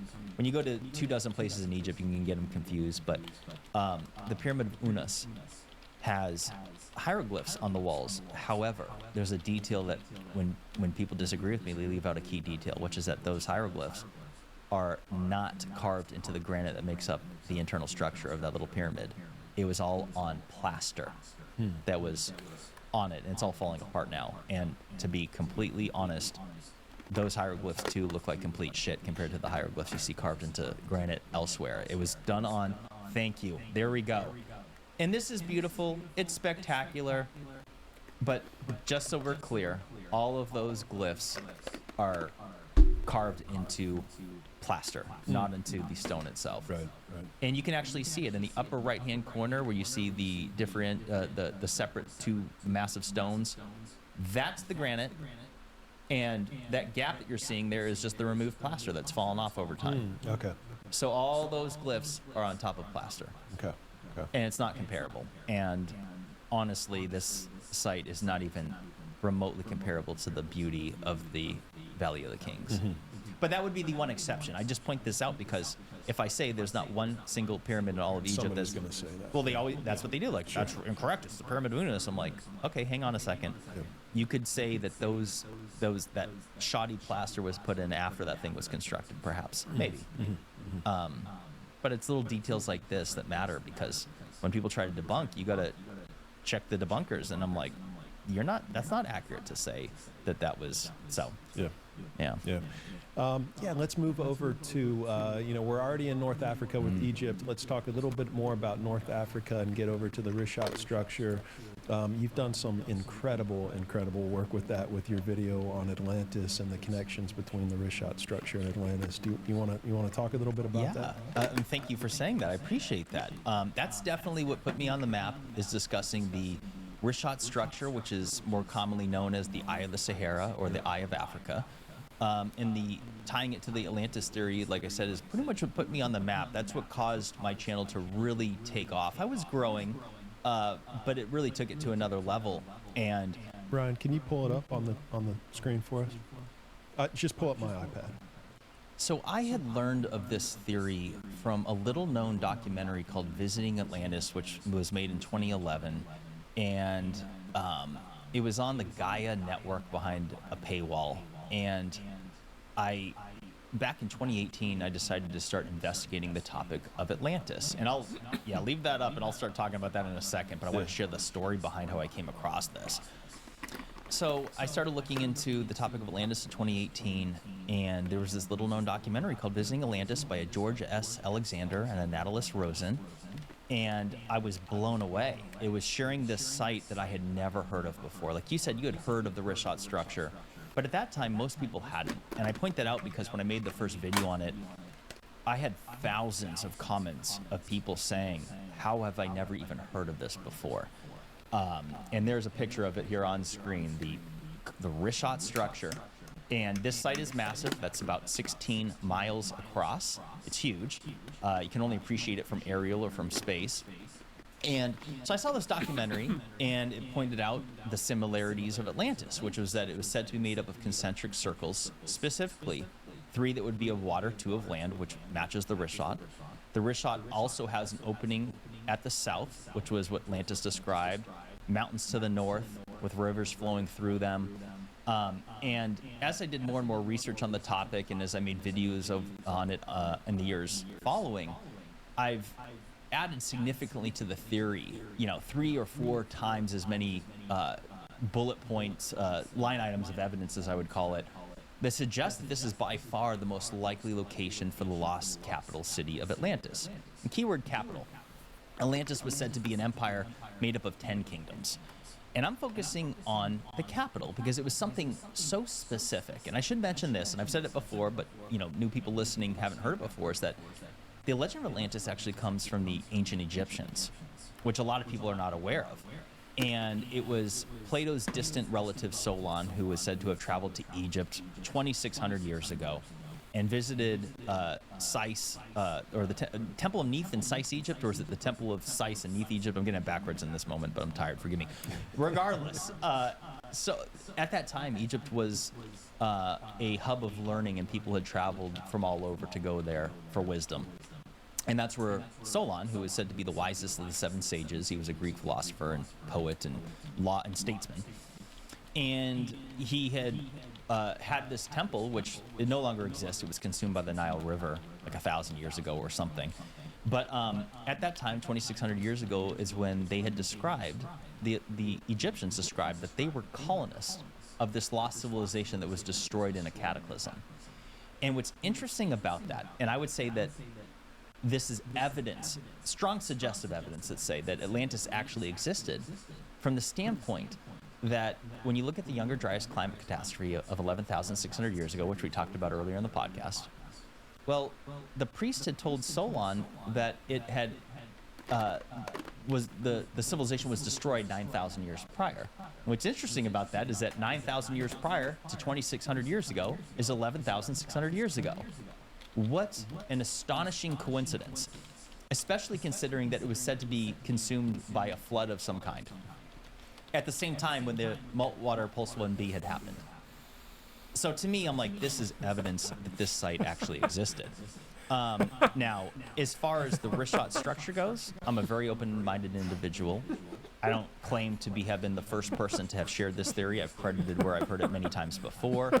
I am proud to have brought it so much attention, as well as built on top of the theory. And the more I've researched it, the more compelling it is. For example, you see all those white blemishes here on screen? Right. That's salt. Right. And what's interesting is that all the areas of the highest concentration of salt are all at the areas of the lowest elevation. Yep. And anybody can check this on Google Earth, because if you put the mouse cursor over, it'll tell you the elevation. And indeed, in fact, I had a buddy, Josh Sigurdsson of World Alternative Media, that traveled out there a couple months after my video, and he literally tasted the salt off the ground himself. Now, I think that's strong suggestive evidence that seawater had settled and later evaporated there. Of course, the critics will say that's not true. This is just salt coming out of the desert. But I'm like, there's so many issues with that, because I'm like, okay, well, I live in Arizona, and there's many places around the world that are nothing like this. And so other people will say that this site is, well, just a volcanic anomaly. It's a collapsed dome, so therefore it's not Atlantis, because Atlantis was said to be made by Poseidon. I'm like, well, who is Poseidon? If you Google Poseidon, the ancient Greek translation for Poseidon was god of the earth, god of the oceans, I think god of horses as well. But I interpret that as to mean Mother Nature. Because, again, Poseidon was meant to be, or I mistranslated, Lord of the Earth. So I'm like, that sounds like a modern day translation for Mother Earth. And, you know, so who is Poseidon? Was it an actual gentleman that went and dug this site up? So I would actually say that the fact that it is a natural feature makes it just as likely to be Atlantis, and that us humans build on natural anomalies all the time. But to go on to the line items of evidence that make this so compelling is that besides the concentric circles, which the Rishad has, not only that, 3 specifically that would be of, if there's water in this, you had 3 rings of water and 2 of land, which matches Atlantis. An opening to the sea at the south. So if you pan out just a smidgen, Ryan, you see that to the lower left?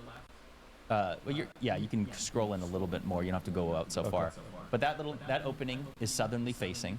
You can here, you mean, right? Yep, yeah, out a little bit more down to the left. Right there, boom. Okay. That right there is southerly facing. And not only that, you could see that it looks like water had flowed through it. And if you were to pan out further, and you don't have to do it just yet, but there are ripples in the sand that match what Randall Carlson had described with being evidence of catastrophic fluvial erosion. Yeah, go to the left right there. Boom.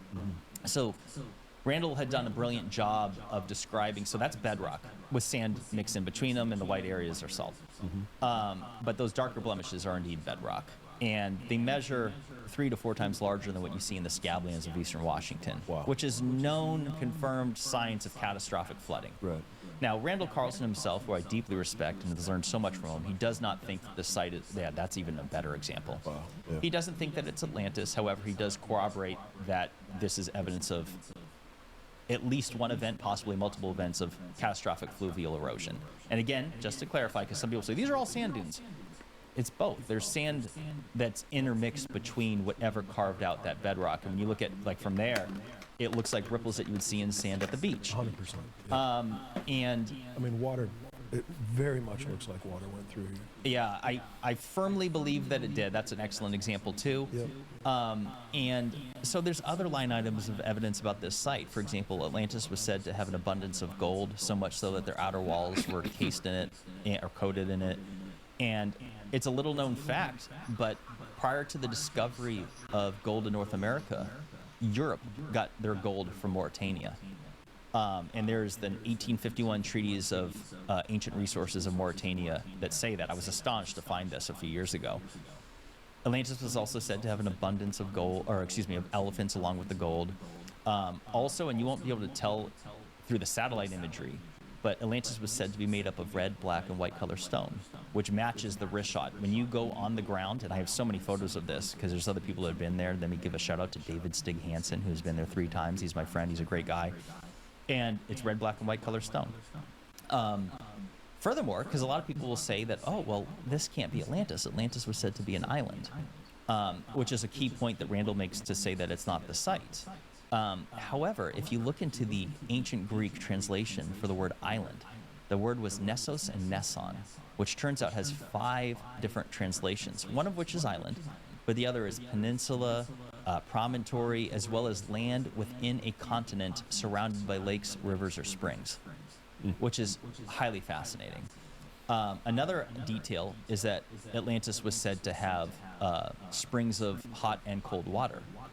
And, well, it turns out that the Richat structure itself is scientifically described as a hydrothermal anomaly. So that's interesting. I'm not saying there's springs of water flowing through it today. But when I'm on the topic of water, Atlantis was said to have a mountain to the north. And if you go north to Morocco, pan out and then go north, that whole area you're seeing there, it's hard to tell, but that's a mountain chain, or further to the north, but it's called the Atlas Mountains. And Atlas was the very first king, said to be the very first king of Atlantis. And it shares the same exact name.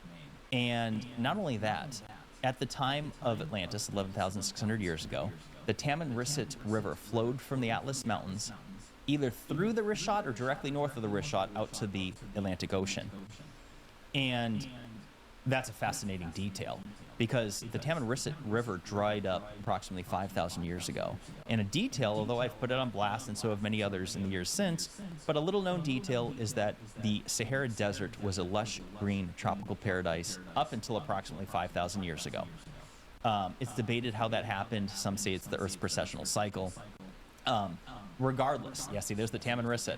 Flowed directly from the Atlas Mountains. You can see the Atlas Mountains are illustrated on the map. And it flowed, as you can see through the map, it flowed right through the Richat, or at least north of it. And that's how Atlantis was described. Mountains to the north with a river flowing from the mountains. And I just find that detail of Atlas, it's just so specific. I'm trying to think of some of the other line items of evidence. There's a lot in your video. I mean, it's like boom, boom, boom. I mean, you just hit like one after the other after the other. It's incredible how many like similarities. It's wild. Yeah. And I will say this, because I know that people listening, there's some people who will never believe that Atlantis existed. I know that there's people who do think that Atlantis existed, and if it did, it was not the Richat. I will say that if nothing else, the Richat structure being such a spectacular, incredibly unique feature, unlike anything else found anywhere else on Earth, is worthy of scientific study and consideration. I will also say this, though. They call it the Eye of the Sahara for a reason, and it looks like an eye. And this point I'm about to make, some people laugh at me about, but when you look at the Eye of Ra, or Horus, from Egypt, it does look a lot like the Richat. I'm not saying that it is. People, go on me on this one, but it is interesting. And the reason I point that out is because if the Egyptians said that they were colonists, survivors of the destroyed place called Atlantis, the fact that Egypt as well as the Eye of the Sahara are both in the Sahara Right. is very interesting, especially when you consider the fact that the Sahara was green at that point in time. Right. It had one of the largest network of rivers ever known to exist in Earth's history. It'd be number 11, I believe, of all time. Massive. The largest freshwater lake in all of known human history was Mega Lake Chad, which is located obviously in modern day Chad. That existed at that same period of time. There's various scientific studies that corroborate that the Sahara at the time that it was green would have been I shouldn't use the word densely, would have been populated by people and would have been used for migration and other things, which is obvious. I mean, if it's a green, people travel where it's hospitable. And there's numerous scientific studies that say that humans had lived there. They're doing LiDAR from space, and they're constantly discovering new ruins, mysterious ruins, out in the Sahara that they don't know who they belong to or when. Mauritania itself has these ruins, inexplicable, dating back a few thousand years, I should say, 5,000 years. But they don't know who made them. Mm-hmm. And so it's very mysterious in itself. And I do consider that the Richard is by far the most likely location for the lost capital city of Atlantis. It's just so compelling. Again, I'm open-minded. I know that I don't know, but I know that it's worthy of further study and consideration. Other people will say, like Randall, that it was the Azores. And I would say, if Atlantis is said to be a kingdom or empire made up of 10 kingdoms, what's to say that the Richat wasn't simply the capital and the Azores are the other locations? So I think, my honest opinion is that all these sites need to be excavated or investigated and explored and researched further, because it's a win-win. Atlantis to me is a harmless topic, although it's very hotly debated.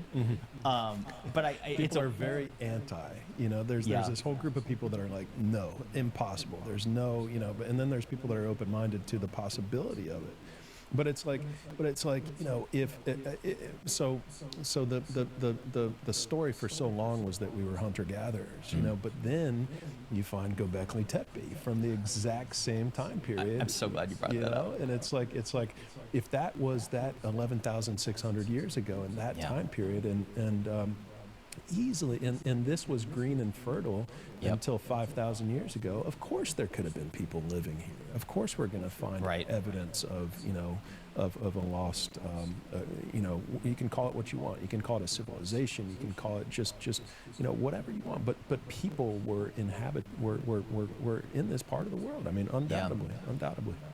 When I said that, I'm so glad you brought this up. It's because when it comes to Göbekli Tepe, they will say that it's not evidence of a civilization. They debate the word civilization. Sure. And they still say it was done by hunters and gatherers. I'm like, no.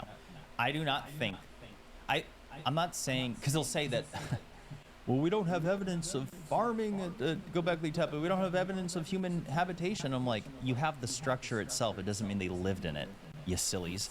It was built by a civilization. That was not built by a bunch of people that were bored. It's too sophisticated. Yeah.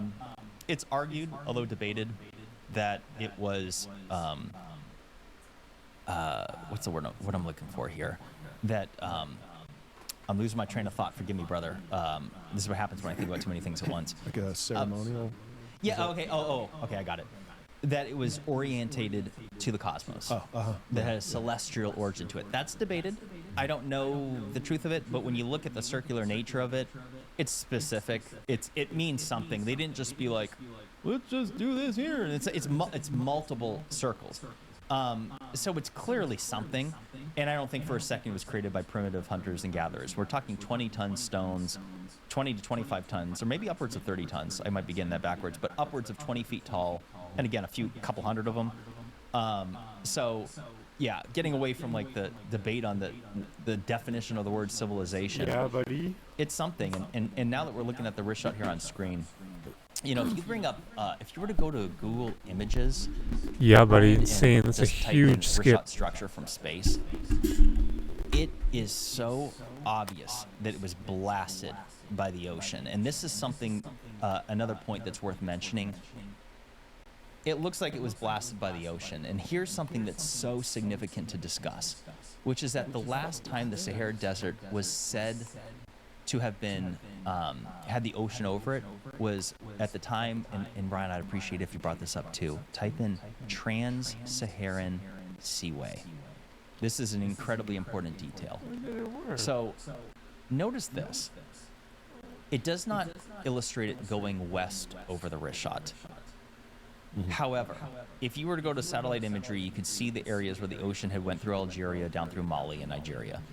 Whereas it does not show in the Trans-Saharan Seaway it going over west. I don't know why it doesn't show it west, but if you look at this image here on the left, it is so obvious that it's fluvial erosion. And I love to quote Randall Carlson, that although he disagrees on the Atlantis location, he does corroborate that this was indeed blasted by fluvial or fluvial events, one or more. But he's saying rain, and you're saying ocean, right? I think that this was bulldozed. When you look at the fact that what we're seeing here is carved bedrock with those striations, Yeah. it seems to me, and hey, listen, I could be wrong on this. It's just that when I look at that, let me tell you what the mainstream scientists say about this. They say that this is all wind erosion. Right. So I took it upon myself, and I made a video on this probably a year or a year and a half ago. I took it upon myself to research the windiest places on Earth, and you'll find a number of articles that will list the 10 windiest places. Number 1 is Antarctica, number 2 is in New Zealand, number 3 is, I believe, Mount Washington in New Hampshire. I think number 4 is an area just outside Dodge City, Kansas, and so on and so on. And if you look at all of these locations from satellite imagery, not one single one of them has any resemblance at all to the striations you see over the Sahara. And I love that Antarctica is number 1 because the fact that it's covered in ice and snow. If wind naturally caused striations like we see here in this image, it seems reasonable to suggest that you would see something similar over Antarctica or any of these other locations, and you just don't. And now that we know that the Trans-Saharan Seaway is a thing, but here's the issue. They say the Trans-Saharan Seaway was between 55 and 65, or 56 to 65 million years ago. So essentially the time of the dinosaurs. Now, that tells me there's a few things here. Either, and this is my theory. And why do they think it was there in the first place? Is it because of evidence of like stuff from the ocean that we find there? And There's fossils. And so that could have just been caused by this gigantic wave that bulldozed this area that you're talking about, right? I mean, I would say yes. The experts won't agree with me on that, but I don't think that it's far-fetched. I think that there's something catastrophic that happened on Earth, whether the Earth expanded and contracted, which is of course pseudoscience. I'm not saying it's a fact. But something happened to cause a force of water over there, and the only explanation I could think of is that would have been from the ocean, and it would have had to have been sustained. I don't think it would have been just a tsunami created by some sort of asteroid impact. To me, it seems sustained. And so I think that we're looking at here is that there was something else, something separate from the Trans-Saharan Seaway that happened far more recently than the time of the dinosaurs. I don't think that the erosion that we see would still exist after that period of time.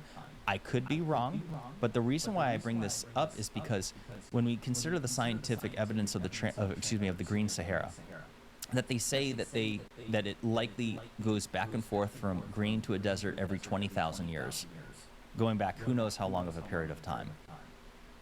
It seems to me that would erase the evidence of itself over a course of 65 million years. Exactly. Yeah. Right? I could be wrong. Like, I'm not saying people should believe me what I'm saying. I'm just telling people to think for themselves. Right. That science, guys, we're in the birth of science, as far as I'm concerned. Imagine what we will know 100 years from now, or 500, or 1,000 years from now, assuming that we keep going and the path that we're going. They're going to look back at us and laugh the way that we think that the people in the 1700s were primitive with their various technology. Yeah. So I'm simply saying here, I'll call it future science, that I think that in the future they will establish that there was some sort of flood event that happened here that we didn't think was possible today. I'm not saying it's a fact. I want to be crystal clear on this because I get so much pushback. And I'm saying, like, look, I don't know. I'm a thinker. And I look at this, and I also look at the massive mainstream pushback on me on this. And sometimes it makes me think that when, like the saying goes, you get the most flack when you're over the target. And it just seems to me that because people say, well, why would they want to cover that up? Why would they want to, counter this? I'm like, well, there could be, when we look at the climate change narrative today, which is very sensitive, very controversial, it's very political, this could upend that narrative. I think the Sahara Desert itself upends the narrative because it's like, okay, why did the Sahara turn from green to a desert? You know what does that? Salt. Salt water. The salt water creates salinization, which turns things into deserts. I mean, that's Yes. so 100% ocean water would have caused northern Africa to look like this. And you know, here's another little detail: is that a lot of the sand that makes up the Sahara Desert was known to blow. Well, they say it blew in from the ocean over a long period of time. They also say that it's like the stones and the mountains around the area that blew off, and you know, over time, lots of time. You know, it filled Nothing the, interesting ever happened. Yeah. It's just time. Yeah. we should consider the possibility that sand was moved in from the ocean during whatever this event was. This is just an idea. I know that everyone in the scientific community will disagree with what I just said, but it is a big dirt pit Yeah. with hundreds and hundreds of feet of sand dunes in various places that's practically continental in size. Here you got that whalebone. That's in Egypt. Of course, this is like 30 million years old, so just forget about it. But Still sitting on the top. yeah, I should mention 30 million years, so every 20,000 years you're talking about like trees going in lush and filling up with soil, but that's still sitting on the top of the sand. Right. They say that this is a funny thing. People can research how long it takes to become a fossil. It's almost like we were taught that it takes millions of years. Did a little bit more research on this, and it turns out that things can fossilize in hundreds and even just a couple thousand years. And don't quote me on this, but my understanding, and it's been a little while since I read about this, but my impression, the vibe I'm remembering, is being surprised at that it doesn't have to take millions of years for things to fossilize, especially based on the conditions. When you have an arid, dry environment that's hot like a desert, it can apparently accelerate the process. Okay. So everyone will disagree with me on this again, and I like to point that out, but like, what's to say that whalebone isn't tens of millions of years old like they thought? Maybe, just maybe, it's younger than they had thought. And honestly, when it comes to like carbon dating and other things, it's unfortunately highly unreliable. People need to come to grips that we don't know as much as we think we do. Exactly. Yeah. Let's just stay open-minded. We might have antibiotics. We can land rockets from down. space, and it's amazing. But we're still at our infancy period as far as technology goes. That if we go on this path for hundreds and hundreds of more years, oh my God, imagine. Yeah. Just imagine. Yeah. Unimaginable, actually. For sure. Let's look at, Ryan, can you pull the iPad back up? I want to look at just a couple of bit more pieces of evidence for the potential that this water, this salt water from the ocean, could have come into Africa and created this salinization and turned this land into desert. The Emikusi volcano. The Emikusi volcano, and you see all these striations. Like Yes. if the water was going from that direction into here, it would have filled up the Mediterranean Sea. Northern Europe would have been under an ice sheet, and so it would have been spared from this, from the salt water coming in. So very lush and green still. But Africa, you can see all of these striations. Here. Yep. Coming down from the Mediterranean Sea, and then kind of being pushed out this way and out to the left. It's all just goes over the Richat structure and back out to the ocean. Yes. But when you look at Emikusi, it's just a great example of where did Emikusi? Oh, it's down here. Right there. Yeah. If you look at Yes. that and you look at again, you've got salt. That is salt. At the top. And so if this was filled up with water, ocean water, and the ocean water settled here, of what you're going to be left with at the bottom of it is salt. Right. The salt water from the ocean. Let me just be the devil's advocate for the naysayers that have come, because I want to share their thoughts too, so people can research this fairly. Okay. They say that's natron, which is sodium, but there's only two places on Earth that it's found inside of a caldera, which is here and I believe in Somalia, or is it Tanzania? There's another volcano, and natron, I'm like, it's a chemical process and involves salt, and since this is found in a highly acidic place such as a volcanic dome, it seems to me that could be related to that process. But here's Okay. here's what's significant, because I'm not 100% certain the ocean had blown over that. I think that it did, but I can't prove it, and I have to look at what the naysayers will say, because I got to entertain that I'm not right about everything. But hey, pause right there. It looks like it went right over that area, right? Right. So here's what's so important about this. And there's salt here. Right. So if you look, all these striations, I have a few things to say on this, so here we go. Please. So First and foremost, they will say that this is created by the wind, which I disagree on. And it goes back to my point from a few minutes ago, which is that if you look at the windiest places on Earth, it doesn't look anything like this. Right. Let me correct myself on something that I had said in one of my videos on this, which is that if you were to scroll out and look down to the lower left of this area, go a little to the left, pan out a little bit, right there. See all that white? Yep. I had said that that was salt. That's not salt. I always mispronounce the word, and this is what happens when you read instead of hearing it, but I called them diatoms. I don't know how to say it. diatoms. Those are actually fossilized bacteria that was once at the bottom of Mega Lake Chad. That is not salt right there. I had incorrectly said that it was in one of my videos. Okay. At that time, that's what I thought it was, and that's, but now I know. But that's not what matters here. What matters is that if you go back to Emikusi, in that same area, that were right there, all that erosion. So pause right there. Mm-hmm. So you see all the dark areas, that's all volcanic stone. It's basalt. And what's interesting is that the southern portion of it that we're looking at right now, the last time that was known to have erupted and flowed with lava was between 12,000 and 15,000 years ago. And this is the reason why this is so consequential, is that when you look at that, which clearly looks like water erosion, and I should also mention that if you were to bring up, and you don't have to, but one of the other images of the alleged trans-Saharan seaway shows it going over the same region, that it didn't just go straight down through the middle of Africa to the east of the Rishon, it also went around Emikusi.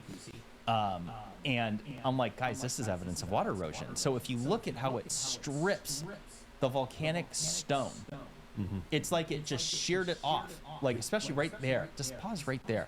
It's almost a straight line. It looks, I don't think that that's wind, brother. I don't. I think that's water erosion.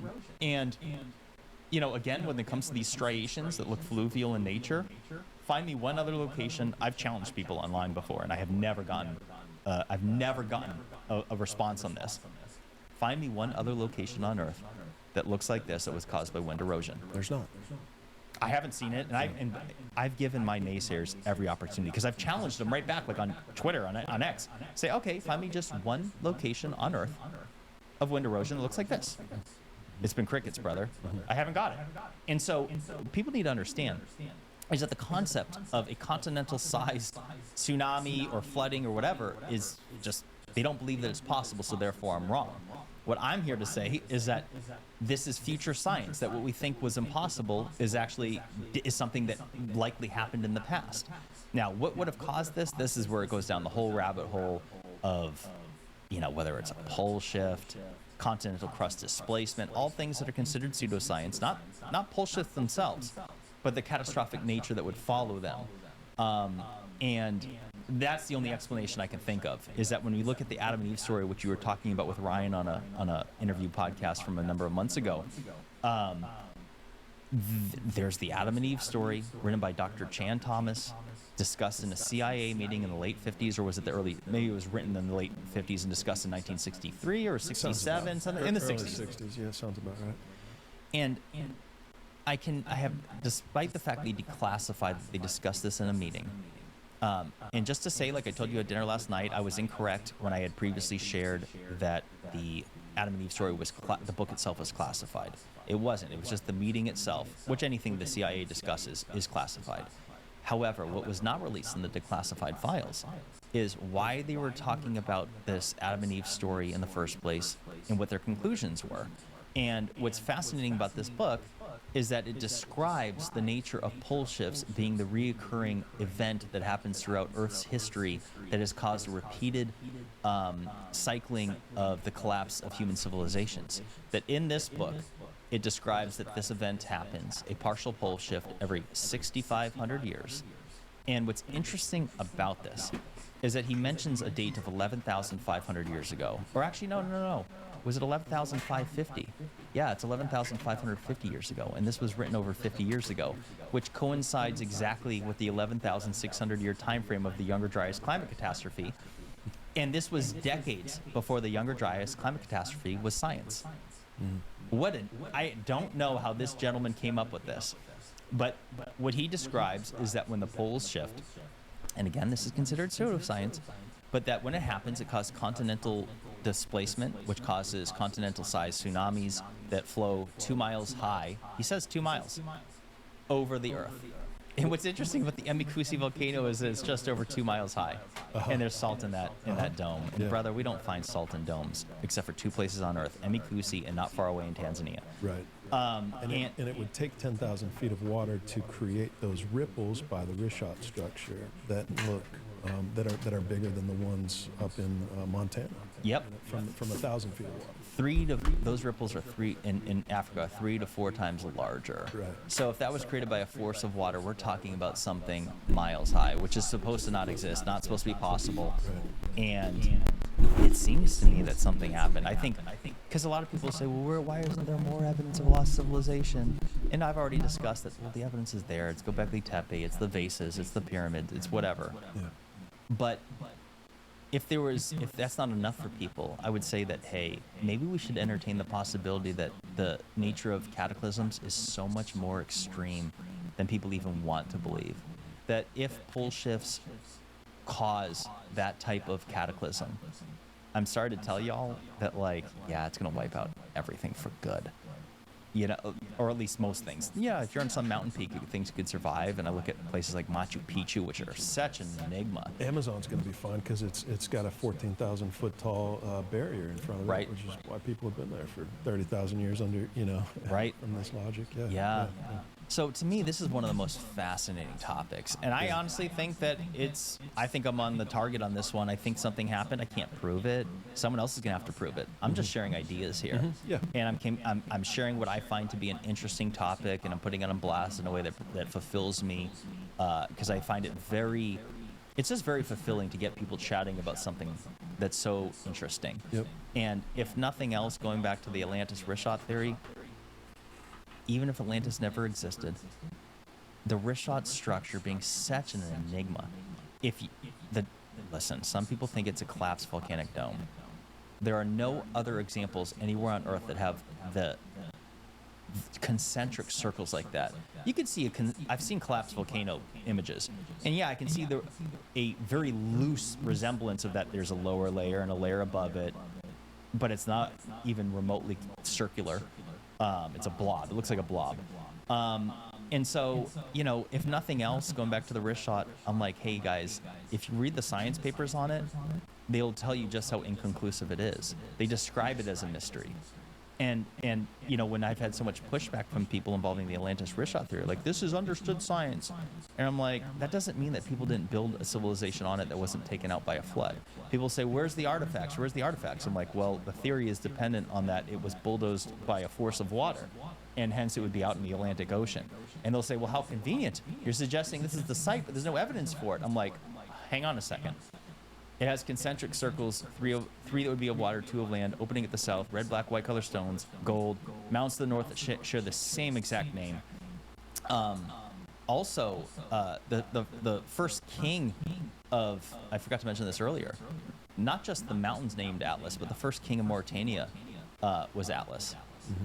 Now, that dates back like 2,000 years ago, something like that, if I'm remembering right. So I'm not saying it's the same exact king, but the fact that that name is the same name and was shared, I think was something that was passed down. What an interesting coincidence at the one site that matches more than a dozen striking similarities to what Plato had described. At what level does it go beyond a coincidence? So I think that it's by far the most likely location. I think it's worthy of further study. And until I'm convinced that it's not, I'm going to keep discussing it. Mm-hmm. Love it. Yeah, super cool. Yeah, and some people might be saying if this event were to happen and all of this ocean water were to, somehow move on to North Africa, we would see this in other places. And this was the video that I made with Ryan that you checked out, and I think we do. You see the same sort of thing in Saudi Arabia, Yep. which the water would have gone, into the Mediterranean. This is one of the saltiest lakes in the world, of course. It's sitting here inside of like a mountain. You can't really see, but the water, it's I think 30% salt. Jeez. If you go onto the west coast of the United States, Just thinking that. Salt water again creates desertification. Salinization turns things to desert. And look at the western half of the United States is much more deserty, and you've got, of course, salt. This was the Great Salt Lake. It was an inland Great sea. Salt Lake, right? They say, oh, it's Lake millions of Bonneville. years ago. Yeah, Right, yeah, so it's right, not. right. And you've got evidence, of potentially of the same thing happening here. You've got like this kind of like the smearing of this. What I would, if these were mountains, this land would have been smeared out to the right here. If the water really was pushing from the left to the right, similar type of a thing happening here. You've got the west. This is the Andes, of course, so very, very tall. It would not have gotten over that. But then you've got salt in here, and you see like all these kind of crease marks here of like, potentially that's water pushing up, for that extended period of time, like you're talking about, into that area. Or Smearing here, Yeah, look at that. Of this. that right there. That right there, if the water is going around, people have to realize, like, it's not going to go straight west to east. It's going to go around in a circle, like around Antarctica, like that. And if it's going around Antarctica and it's pushing through that area, of course, it's going to create something like that. It's going to push the land, all the dirt, the land from the left to the right. So, Right. so I think it should be explored. And these are things that without Google Earth and without, these theories that we've developed over the last couple of 100 years have been without satellite imagery for us. And we're kind of like attempting to explain the world's geography by like point by point, place by place, as opposed to looking at a more global, a more catastrophic potentially history that we might actually have. Right. When you were showing in Peru earlier, it makes me think of Lake Titicaca and, all that area. And I remember Randall Carlson mentioning how there's some discrepancies involving the data of the potential dating of the Peruvian Andes, and that the tops of the various mountains there, the lack of erosion, he believes, suggests that it is younger than what we were described, and that perhaps the Peruvian Andes were created in a far more rapid and more recent process than what we believed. And when you were showing, I don't know exactly where it was, but where it was showing the potential water, it almost, I don't know where you were, but basically it makes me wonder if this could be related to continental crust displacement, that the continents moved at a rapid pace during an event, and it pushed those mountains up in, a rapid pace, and something that we never would have thought was possible. Like here, you mean? Right there. That's what I was talking about. If that wasn't water, ripples or whatever, Yeah. it almost looks like it was scrunched, Exactly. pushed. Right. And I'm sure that's what they'd say. I bet you that is the explanation. They'll just say that it happened over vast eons of time, many millions of years. Right. But when you look at it, it's like, I don't know. Yeah. It almost kind of looks, I could entertain the possibility it was far more recent. That's what I think. I think if you want to know what I really think, is that the Earth is far more volatile than what we thought. I think that the continents do move. I don't think that Pangea happened over as many billions or hundreds of millions of years, I guess I should say, that they describe. I entertain the possibility of continental crust displacement. The biggest argument against it has been Antarctica. I've heard Graham Hancock talk about this, where he was asked or something related to his thoughts on continental crust displacement, and apparently Antarctica lacks evidence of that. But maybe there's something we don't know. Maybe Antarctica, for whatever reason, its position on Earth, maybe it wasn't prone to being moved. Like, I don't know. But it seems to me that something else has happened. I think the Sahara Desert is evidence of that. Mm-hmm. Yep. Well, yeah, this has been a great start to the show. Super, super interesting. I really, really enjoyed it. I want to ask, maybe as we segue into the final whatever hour or so that we have left. Sure. There's evidence of ancient global civilization, or at least things that tie different people from different parts of the world together. And some of that evidence are things like that have been talked about many times, are things like the stone nubs, things like the handbags that we find all over the world, the pyramids that we find all over the world. Is there anything else that jumps out that kind of connects people globally? A few things. Some are controversial. One is polygonal stones that you see on 4 or arguably 5 continents around the world, and we'll talk about that. The other one, so this is, are you open to something very controversial? Absolutely, yeah. So this is limitless. We're limitless. Right on. So this is a sensitive topic, and it's hard. I've spoken about this before, and people have come after me for it. So it's Well, it's the swastika. 'Kay. And so I was astonished to learn that the swastika, which was stolen and bastardized by terribly evil people in the 20th century, I was surprised to learn that it's actually a prehistoric symbol that dates back approximately 10,000 years and has been found on 5 continents around the world. Let me just say ahead of this, I can swear any word I want. Whatever you want. Fuck the Nazis. Yeah. Fuck Hitler. The evil, terrible, despicable people that ruined what was a symbol that represented peace in Hinduism and elsewhere. And for whatever reasons they chose that symbol and ruined it for everybody is so unfortunate. But for this conversation, let's put the stupid Aryan stuff aside. Let's put all the Nazi stuff aside and just focus on the ancient part of it. Yep. Which is that when I saw that symbol has been found in North America dating back over 2,200 years ago, specifically the Hopewell Mound people of what is in modern-day Ohio, as well as the Navajo and the Yavapai, I think the Pima Indians as well in the American Southwest. It's also found on ancient pottery in Peru, of course throughout Europe and many countries, as well as Africa and a few different places, and of course Asia, which it is known that the swastika is found in Asia. In fact, I was in Japan earlier this year, and you'll still see that symbol at different shrines and stuff.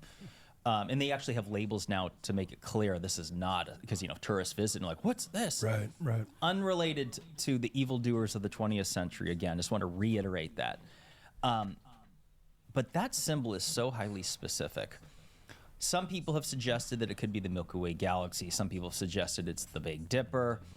But that's not exactly what I'm seeing. I'm not convinced of that, and maybe nobody knows, especially, I'm talking about the origins of it, dating back approximately 10,000 years. I mean, you'll find it on rock art in Iran, like 7,000 to 9,000 years ago, somewhere around that, in other places. And the fact that it's in North America, the fact that this symbol is so specific looking, I don't think that it's just something that someone doodling just comes up with. To me, it's indicative, or let's just say strong suggestive evidence that ancient humans were traversing the continents and the oceans thousands of years before we were taught in school. For example, we were all taught that it wasn't until Christopher Columbus, or in 1492, Christopher Columbus sailed the ocean blue, as they put it. But then you have the swastika. Then you have this nub phenomena, as it's called, where like there's these what's the word for it? It's like a protrusion, or that's might not be the right word, but it's a nub. Mm-hmm. Some people call it lifting bosses, and you'll find them in Egypt, you'll find them in Peru, you'll find them in different parts of Asia, in Europe, and some people, now the purpose of it is debatable. Some people say it's just they're lifting bosses for lifting the stone, but what I witnessed, specifically in Peru, is that a vast majority of the stoneworks on the walls, they don't have these nubs, and so many of them are the way that they're centered, or lack thereof. They're so off balance that if you were to try to, because the explanation would be that you used ropes to sling around the nubs and move and lift the stone, but so many of them are so off-centered that it looks like the thing would just topple over. And many people have examined this and look at this, and it just seems that it had some sort of other purpose. Now, whatever the purpose was isn't as important as the fact that they exist in so many places across the world. What I think is even better evidence, and this is debated, but the polygonal stones. You have these stones, whether it's from Egypt and Peru, that are fixed together as if they were laser cut. I'm not saying they were laser cut. I'm saying that these stones are so precise, granite stones. And you would think that it looks like they were cut with lasers. Again, not saying that. I'm just making a point that say the way they're affixed, the stones are stacked on each other. It's so specific and it's so precise. And the fact that they're on at least 4 continents around the world is also something that's surprising. I don't think it's a coincidence that there's pyramids on 4 continents around the world either. Now, the devil's advocate, the naysayers, will say that pyramids are the most basic and simple structure of all time. Like you have a layer, and you do another layer on top that's a little smaller, and keep doing it, and children will figure this out with their own little kids blocks. Right. The issue with that is that that's not when it comes to multi-ton stones. in stones that are tens of tons. Then it becomes something a little different. I don't think that it is a natural inclination of human ingenuity to create a pyramid. Of course, there's people that disagree and will say the opposite of what I just did, and these are just thoughts and opinions. But I think that when you add all these similarities together involving ancient stonework and pyramids and various symbols that may be controversial, it seems to me that transoceanic sea travel was happening thousands of years before we were taught in school. And I actually think that it's unreasonable to say that it couldn't have happened. Humans we explore by our very nature. There's something about us that wants to see the unknown. We want to travel the cosmos. Earth is pretty great. I have no desire to leave here. But, there's something in us that wants to explore. And so it is entirely possible that people had created boats and sailed the ocean thousands and thousands of years ago, and the evidence has since gone. I've heard different people talk in different podcasts, the lack of shipwrecks and stuff from ancient times in the Ice Age, and that debunks a lost ancient sea traveling civilization. I'm like, what's there going to be left from 12,000 years ago or 15,000 years ago? We're talking about wood boats. Like, are we supposed to be finding like the planks floating in the ocean or something? Yo, like, Ninja is that Lifestyle, what's up, argument man? about? it's actually a nonsensical argument, and I would use the Titanic as proof. Shit, dude. What So happened, man? what? That sank in 1912. So 112 or 14 years ago, and it's more than 50% gone. And I think there's estimates that it's going to be entirely gone in I remember you 150 talking years. about your Don't quote me shoulder on that. I remember reading about it a injury. few I years think ago when I you, used this point before. slammed skateboarding, But it's going I away can't quickly. remember now. And that was 50,000 tons of iron and steel. You ready for your And it's going podcast, to be brother? I'm having it on the non-existent. side while I I'm remember listening. hearing What's Joe up, man? Rogan talk about this topic a number of years ago, where he was giving the analogy of, like, if you look at old World War II vehicles, or from that time frame in like a junkyard, and they're rusted straight through where you could see through the doors, and all you have, the seat cushions are just gone, like they never existed. You just have the springs and the rims of the vehicles, and in a few hundred more years, those will be nothing but dust, including the engine blocks. Like, it never existed in the first place. And so when we're talking about a time frame of thousands of years, Right. not just a few hundred years, not even just a few thousand years, but let's say 10,000 plus years. Like, if we were circling back to the Younger Dryas climate catastrophe time frame of 11,600 years ago. I mean, think about that. I just said 10,000 years. Well, 10,000, the difference between 10,000 and 11,600 is 1,600 years. That in itself is enough time for everything to go away. Yep, like paintings and like art and paper, it survives like 1,000 years maximum. If it's preserved in like a photograph that you take, it's Right. perfect. You know what lasts? Stones. Stones Yes. last. Rocks last. Right. Yeah. Well, where's the evidence? I've said this before. It's the stonework. Yeah. It's the stonework. That's all we would have. Yeah. So, Like, where's the trash is an argument that I've heard. Like, where's the trash? Like, where are these people's plastic bags? Like, is that really what would prove that there was a civilization? I've never understood that. Where's the trash? what's interesting about that one too? I'm with you. Where's the 12,000-year-old trash? They always bring up the plastic too. Like, well, if they were so advanced, where's the plastics? The plastics will last tens of thousands of years. And I'm like, I have a few points to say on that. And I'm actually going off Graham Hancock, because he had said maybe they would have thought of something smarter or chosen not to use oil-based products. Right. Or maybe they were smart enough to use the hemp plant, which naturally grows on, I don't want, almost all the continents. I don't know which, not Antarctica, obviously, but I don't know if it grows in Australia either, but definitely on multiple continents around the world, the hemp plant, you can create plastic from hemp, which is completely biodegradable and just as strong as any other plastic, which is pretty wild considering it's a weed, and entirely biodegradable. So just because they didn't use plastics, but let's just say, I also like when people say that plastics will last thousands and thousands of years, and I'm like, under what conditions? Yeah, we just don't know that at all. We have no Right. idea how long plastic lasts. When, I know I looked this up years ago. When was plastic invented? It's not even 100. I don't want to quote myself, but it's not that old. No, it's is it not. even 100 years old? It might be 100 years old since invention, but yeah. 1907. Yeah, but it wasn't really used until like the 60s or something Yeah. like that. Yeah. And That's when my they understanding. that's fascinating. So There you And go. because of that, 60s, it's yeah. not possible for us to say how long it's truly going to last. Now, I'm not saying they can't analyze things in a laboratory and come up with some estimates, but here's a little anecdotal case in point. Childhood home, my parents' place in Arizona, and we end up finding years later with my dad doing some yard work, this little plastic truck I had. It was buried. I guess I had buried it or whatever happened. And when we dug it up, the earth had busted it up. Because if you think about it, between the seasons, soil will expand and retract because of the heat and cold. You know, you'll have it freezes and then it warms and then there's moisture and then it dries and it's constantly at a state of change, which is going to erode it. And there was pieces of plastic missing from that truck that were just gone, that weren't in the little hole. We dug it out. It wasn't deep at all, by the way. This was shallow, a little shallow grave for this plastic truck. And I remember thinking to myself, did this plastic erode? Like, because once you break something down, like, let me actually use an example of stainless steel. Stainless steel actually does rust. You get one little chip in it. Like, anyone that's bought silverware and chipped it up, like, you'll see, like, you know, it's, if you just take good care of it, it'll last. But if I was to go get some sort of stainless steel tooling and threw it outside and buried it and came back, I don't know how long later, a few years, whatever it is, as the soil retracts in the heat and the cold and the moisture, it's going to blemish it and it's going to eat away. And over a period of however long, maybe it's 100 years, a few hundred years, whatever it is, it's going to one day be dust.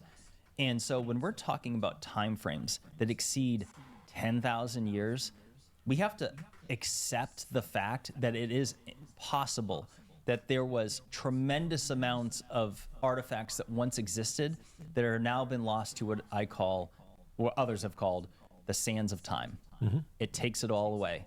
Yep. Look at, so we were at dinner last night. We mentioned, because I'm from Arizona, and you and Crystal mentioned you've been to Sedona. Mm-hmm. All those red rocks was created from metal deposits. It's iron oxide. It's rust. That's what stained the stone. So at one point, however many millions of years, they say hundreds of millions of years ago, there was massive iron deposits there that since rusted away and went away and stained the stone. Beautiful picture, by the way. I recommend everyone travels to Sedona at least once. It's breathtaking. It's just like no other site on earth. It's spectacular. Yep. So what you're seeing here, what was once there was vast deposits of metal. It's gone. Now, they'll say that's 300 million years old or something like that. And it was once under the ocean, which is fascinating because that's 4,000 feet above sea level now. But the reality is this, that when I look at, and not to bring up the ugly swastika again, when I look at that, when I look at the polygonal stonework, when I look at the nubs, when I look at the pyramids, you could say that not one of those details by itself is definitive proof of a seafaring civilization. But when you keep adding all the details together, it seems to me that it becomes something you shouldn't ignore. And actually, let me give you a case in point while I'm on it that I just thought of. There's a study that I had read. This is a scientific study saying, because, okay, when it comes to Antarctica, its known discovery of modern times was 1820. Yet there's maps of it from a couple hundred years older than that. Yep. Some of them are debatable, but Perry Reese map. yep, right? the Perry Reese. But there's another one by I'm drawing a blank on it in this moment, but it's separate from the Perry Reese map. But it seems to annotate Antarctica, so going back to the study I was just mentioning is that there was apparently the Polynesians, through verbal legend, the study concluded that there was so much of it that suggests that they had discovered Antarctica 1,500 years or 1,200 years, one of those two numbers, because they're similar when you see them written down, before its discovery in 1820. This could be Googled. You don't have to bring it up, Ryan. Anyone can check it out if they want. And it's not definitive proof. It's just a study that suggests that Antarctica was discovered by lost Polynesians drifting into the southern Pacific or the Indian Ocean, wherever the heck they found their way up to get to Antarctica. And so, it's accepted that, something, people had found it. Now, maybe it was by accident. They're on rafts and they got lost. Who knows? But the point is this.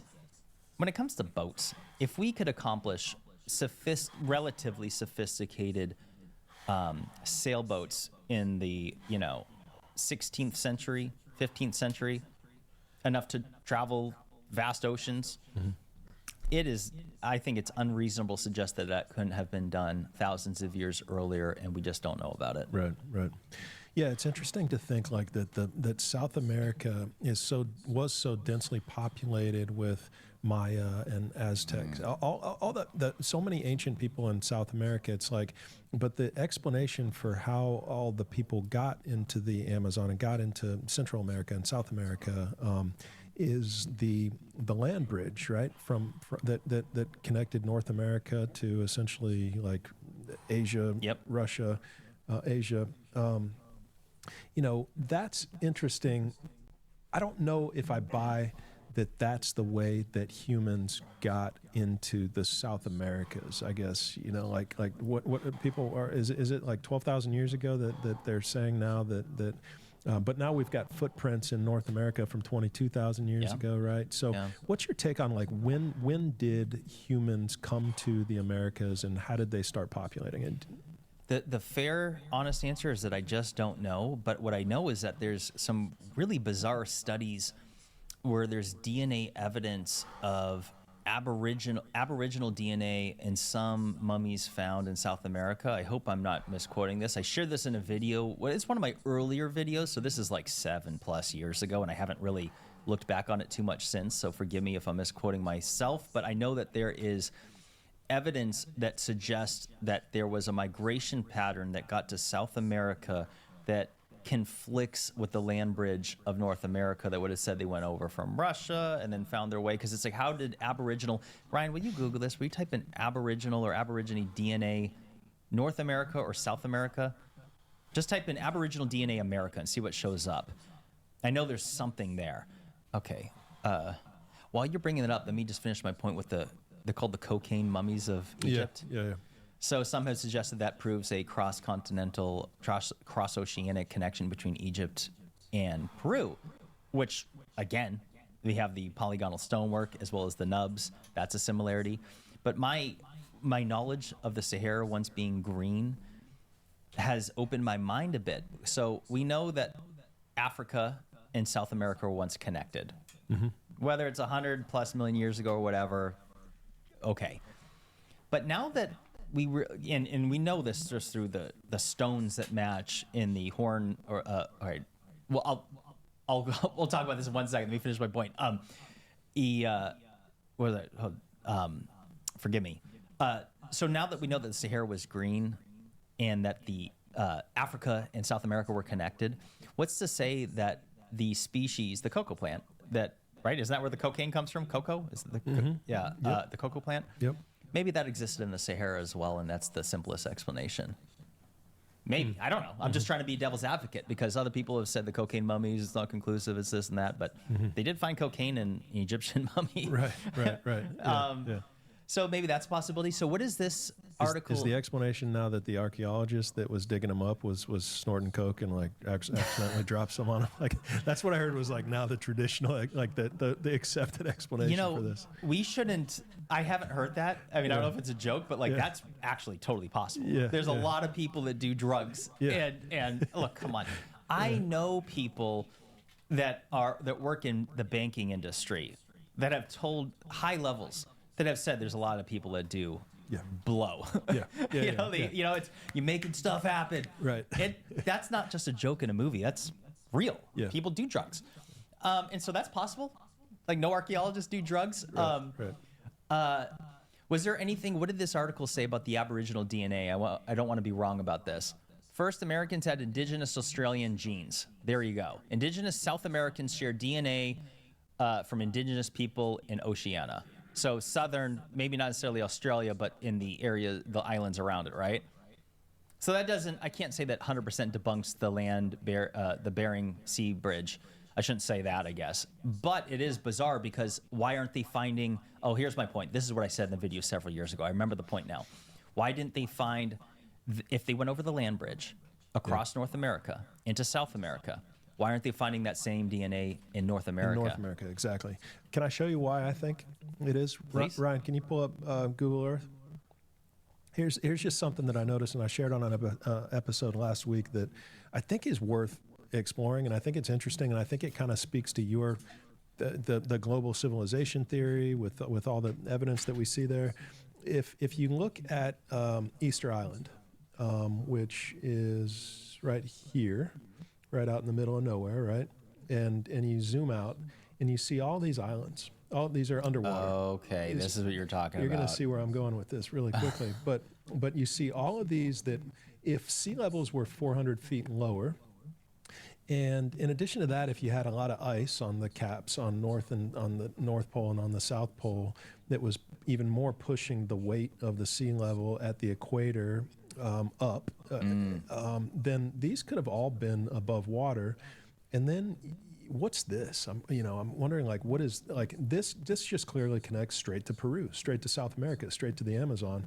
And it's just like this hockey stick, and it goes out here and it goes out here and it goes all the way to Easter Island, out here in the middle of nowhere. And then you've got all these islands that continue to kind of go and connect over here to what would be, ultimately that Australia, the continent of Mu or whatever, and into Asia.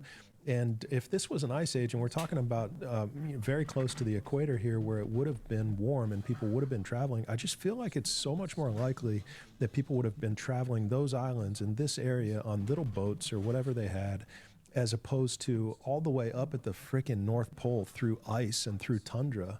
Like, why couldn't this be the way that people got to South America and populated South America, and why South America is so much more densely populated than North America? Brother, that is such an excellent point. Yeah. Like, why would they be going through that frozen land to get there? Which is so, brother, you die going through that. It's not to say it's impossible, but like, you wouldn't want to, and you probably wouldn't make it anyway. And again, the fact they're not finding the Aboriginal DNA in North America, but they found it in South America. And now with you showing this, that is fascinating. It goes straight to here. Do we have the depth on it? I know if you use Google Earth with the mouse, it'll show you the elevation if you have it checked, but it's okay if you don't. But I'm curious. I don't. But and it doesn't even matter what its depth is now, because things change. Right. Sea levels change, but I am also, and this is, of course, more pseudoscience for you. Yeah. I'm not convinced that the Earth hasn't expanded and contracted. And the reason, there's a few reasons why, but going back to that Adam and Eve story, that's essentially what it describes, is that, and again, this is just what it says in the book, that it describes that there's essentially a mini sun in the center of the Earth. And over time, it eventually goes through a cycle where it'll do a brief expansion and collapse on itself, like a miniature micronova of some kind, supernova or micro one, whatever you want to call it. And it causes catastrophic things to happen on the surface, such as supervolcanoes and earthquakes, and perhaps continental crust displacement, and perhaps an expanding or shrinking Earth. Again, I always want to say it, like, this is not something that mainstream science entertains. However, it would make sense if the Earth had contracted and whatnot, then, like, for example, at one point in time, the Earth was said to be completely covered in ocean, and now most of the Earth's water is actually frozen inside the mantle. Did you know that? Mm-mm. Oh, Ryan, this blow Matt's mind real quick. Google Earth, ocean, mantle, and it will come up. So there's more water on Earth, inside the Earth, than there is in all the oceans combined. I knew that. I didn't know it was frozen. Some of it is. It's frozen inside rocks, I believe. Okay. Inside the minerals of the non-liquid part of the mantle, if I remember correctly. So here we go. That's crazy. 400 miles under our feet. Several oceans worth. Yeah, Earth has a vast interior ocean 400 miles under our feet that creates ring woodite gems.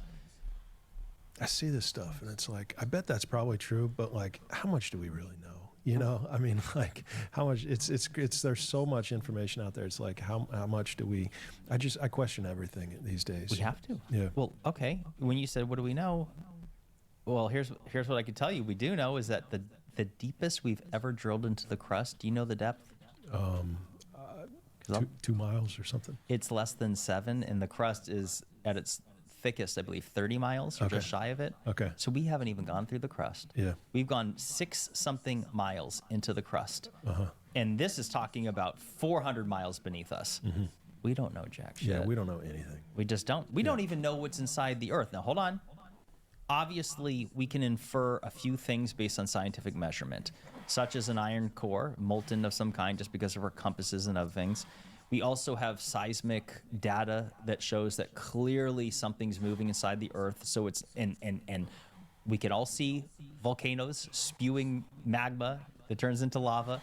So it's very reasonable to suggest that there is a molten core inside the earth, and that molten core creates our magnetic field, our sphere, the Earth's shield, so to speak. And that's what creates it, as it's believed. And so, you know, all these things come together that, okay, that it makes sense. We know some things that's going inside the earth. I'm not saying we don't know anything. But at the same time, there's so many unknowns, and, you know, who knows what else is going inside the earth. Right. You know, Yeah. it's a fun topic. It is. I will say this, going back to the point about more ocean or more water existing inside the earth than above it. If, let's just say, the expanding earth theory was something real, and then we talk about the great flood.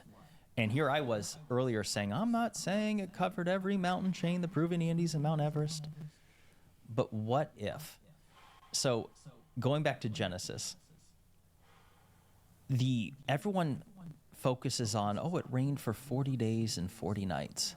Do you know what the verse right before that one says? It says the springs of the earth opened up. And now we know through scientific study in just the last few years, recently, that there's more water inside the earth than above it. So if when it talks about the springs opening up, Yeah, that's pretty interesting. and then I look at whatever happened to the Sahara, not just the Sahara, as you look at it as it goes east-northeast from the Sahara up until Asia, and it looks like that whole area was blasted by a force of water. So here's something good with the Richat structure. I'm not saying I believe in this. This is just fun. It kind of looks like, just a little bit, like a whirlpool. Like what if, this is just fun talk, brother. What if the Richat structure was either the opening, or I'm not saying it's where water emitted from, but maybe it went down in there. And like, it's just such I know how silly it sounds. I'm not saying I believe this at all. I'm just saying, like, it looks like something happened with water over that whole area. And it's so extreme that either it's a 2-mile high force of water, which sounds ridiculous to some people. But when I hear about the springs of the earth opening up, what is specific? Look, if they want to say the whole thing is made up and it's all, you know, a metaphor, it's just, you know, a legend, it's just fairy tales. Well, it's one thing, then why wouldn't you just say it just rained forever and flooded us out? It just kept raining and the rain gods killed us off. Okay. I could understand how someone could make that up and tell that to children before bed or something. They say the springs opened up. Yeah. And now we know that there's more water inside the earth than all the earth oceans combined. And so the question is, what would cause, if there was, let's say with the pole shift, the poles, it is a scientific fact that the poles do shift. Right. Yep. What they believe, in the science of it, let's say, not the pseudo Adam and Eve story part of it, is that there's a shift in the Earth's molten core. It causes the Earth shields to decline. Our compasses change. And they're actively changing now, by the way. It is a scientific fact. The Earth's poles are actively shifting. They've been shifting for several decades, and it's accelerating. It went from like 20 miles a year from the North Pole back in the late 80s to like almost 40 years now per year shifting. They've had to update runway numbers throughout the world because of it. I don't know if you've heard of I'm this. familiar. Yeah. A lot of people don't realize, and I'll just tell anyone that's not familiar, that when you land on a runway and you see the numbers, if it says 1-2, that means you're facing 120 degrees. Runway 9 is 90 degrees. They've had to shift these, and we've been doing it for the last 15 years or something like that. So here we got an image here. Yep. And that's even outdated, because think about how far we are from 2017, or so, this is something that is happening. if nothing else, it could cause changes. Because, like, let's just be clear. They say that when the poles shift, it will not be catastrophic. It's not going to cause continental crust displacement. It's not going to cause any of that. What they say is that the worst case scenario is that it, well, there's two things they say. When they flip, or when during an excursion, or a flip, or a shift? What do you? A flip. A flip. A yeah. flip. Yeah. An excursion is a partial, flip. And so what they say is that it could cause telecommunication systems issues and stuff with the grid, which, timeout, if that happens, that is apocalyptic. If our power grid goes down, if our satellites go down, if our internet goes down, if any one of those things happen, never mind all at once, civilization as we know it, society, would collapse. The supply chain would end. You wouldn't be able to fuel your vehicles. The city water pumps would stop. It's game over. Say goodnight. Even if they just unplug the internet for a short period of time, you can't even ring up, like, when you look at, cash registers, they're all connected to the internet now. They don't, like, you need the internet for credit cards or anything else. And, but something else that could happen with the pole shift is a change in the ocean currents. And if that's the case, that will be apocalyptic, because there are two things that affect weather on Earth more than anything. Number one is the sun, which isn't hard to wrap our heads around. It's the sun. Right. It's warm. Number two is the ocean currents. And this is the reason why the UK doesn't, despite being so far north, it's fairly temperate. They don't get a ton of snow. And it's because of the Gulf Stream coming up from the Caribbean, and it warms, and that affects the weather out there. So if there was a shift in the ocean currents, and I believe I saw some articles not long ago, just in a matter of months, that there was, Ryan, will you Google this, to type in something to the effect of Earth's ocean currents changing, and see if there's something that comes out? Have you heard of this? I have, yeah. That's very, very legitimate and a very strong possibility just in the next couple of decades, apparently, according to some research. Yeah. So here we go. Ocean current system could shut down as early as 2025, leading to a climate disaster. This is a 2023 article. This is space.com. Like this. Space.com. Yeah, I mean, this is not. So I want to tell people, like, this isn't pseudoscience. This guys, is space.com. This, I don't know if they're going to say it in here, but I'm telling you, this is related to the Earth's declining magnetic field. It is because the pole shift is underway. What they will say is that it could be another 1,000 years before it's complete. However, there's so little we don't know about pole shifts because we've never experienced one in modern times. We have data that they've happened several hundred times in our known history that we can analyze through scientific measurement. So it's something that does happen. The issue here is that through that same data, and there is a mountain chain in eastern Oregon, can't remember the name of the mountain, but there was from one of the Earth's prior pole shifts, a full flip. What happens is that when volcanic rock cools, wherever the magnetic north was at that time when it cooled, it becomes a time capsule that if you take your compass over to that stone, and this works for pottery as well, the compass will move to that prior magnetic north location, which is super cool. Super, like a fun little experiment. It's like, wow, you can move your compass over a stone and watch it flip. It's wild. But what was interesting is in that particular mountain chain, they saw evidence that showed that when the poles flip, it starts slow and then it accelerates. And in this documentary I saw on Nova, by the way, this is an older one. It might be 15 years old now. They say that when the poles finally do flip, it goes slow, and it speeds up, and it gets to such a point where you could see the compass moving throughout the day. So it's like they described it as being like is it like a dreidel or a tabletop that you spin? What do you call them? You spin a dreidel, yeah. And I learned that from American Psycho. Yeah? Good one. You spin a dreidel. I got to rewatch that. Yeah. And so that's the thing about the poles shifting, is that it is impossible actually for them to say it's going to be another 1,000 years when they don't know just how quickly it flips once it gets to the point of no return. And when I look at religious text, for example, like in the Quran, it talks about the day that the sun stood still and then the sun rose in the west. Now, just to be clear, because I researched this, the naysayers to that will say, oh, no, that's not talking about the physical sun. It's talking about when you die, you go into the west. It's not the same thing. I'm like, what if that's literal? I mean, look, they wrote down that the sun rose in the west.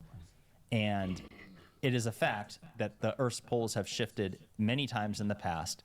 And then if you were to use your compass, it's going to show that the sun is rising in the west. Even though it'll still come up in the same direction. Like, just to be clear, this doesn't mean that the Earth flips over.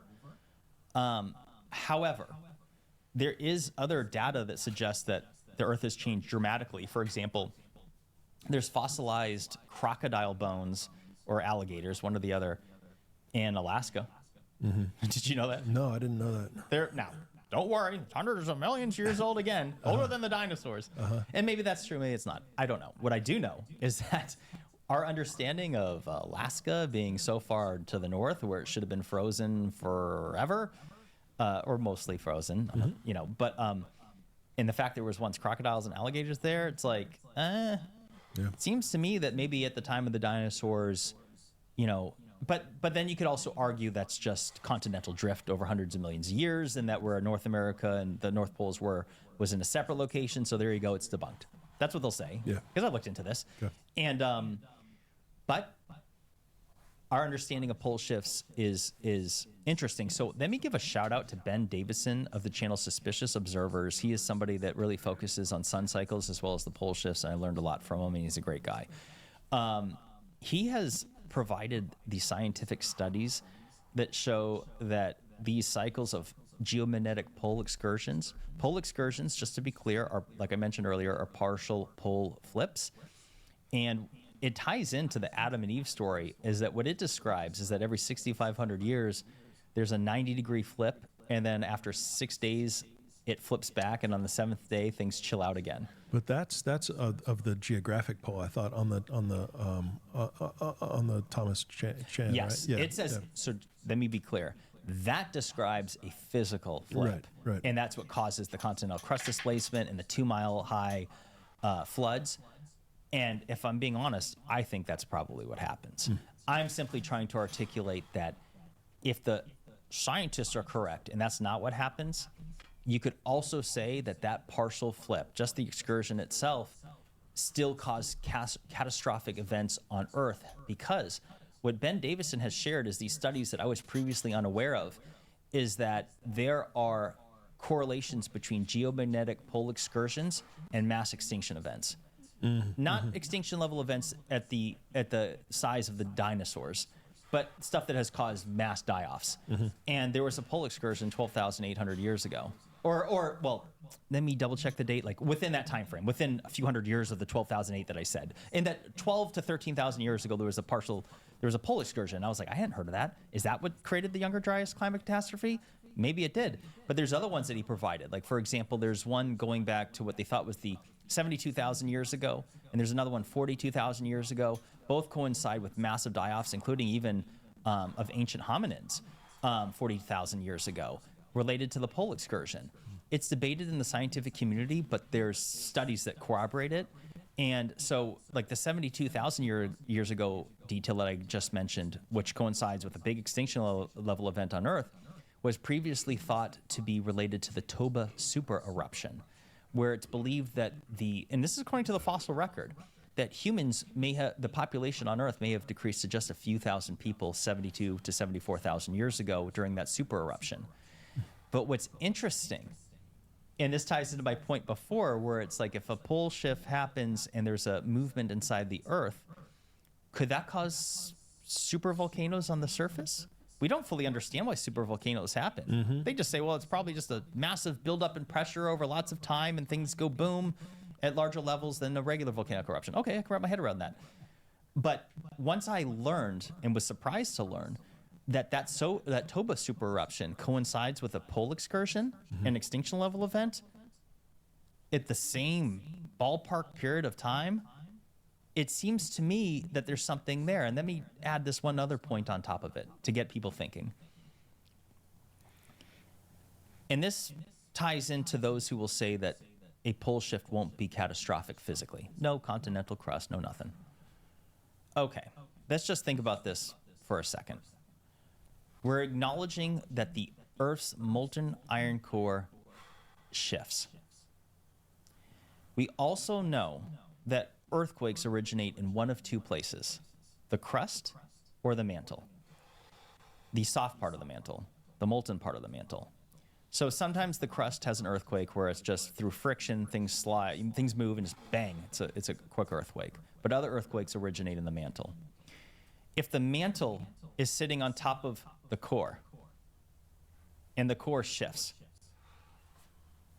would the core shifting not affect the mantle?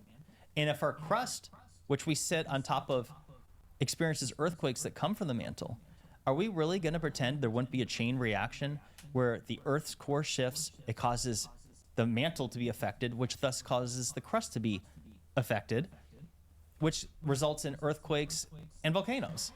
Like, so when you connect the dots on these things, it seems extremely likely. I don't care what some scientist tells you guys. They do not know. Let me be clear on this. I'll even look at the camera. We have no idea what happens during a pole shift. We have not experienced it. We haven't measured it scientifically. We know that they happen, and there's some parts of it that can be measured, such as how many times we believe they've happened within the last, I think in the last, it's either 3 million years they believe there's been 700 of them. It's something crazy like that. 100 something that they have better knowledge of in the last, I forgot how many hundreds of thousands of years, but they say that the last full pole flip was 700,000 years ago, and we're a few 100,000 years overdue. Right. That's what they say. So when I look at all these details, and you connect the dots on it, it seems actually extremely reasonable to suggest that when a pole excursion, just a partial pole flip happens, it's actually going to be catastrophic. And the fact, okay, Ryan, did it say anything in that space.com article related to why the Earth's ocean currents are slowing? Because if I remember, if it's what I read, they said they weren't sure. I double check on it, but I'm saying, like, look, it's probably related to the poles shifting as we speak, which they are. But like, even if that's not related, they still don't know. And I'm again, Ryan, let me know if the article has any explanation. But the reality is that something is happening to cause that. Mm-hmm. Yeah, for sure. Yeah, fascinating stuff. In terms of that whole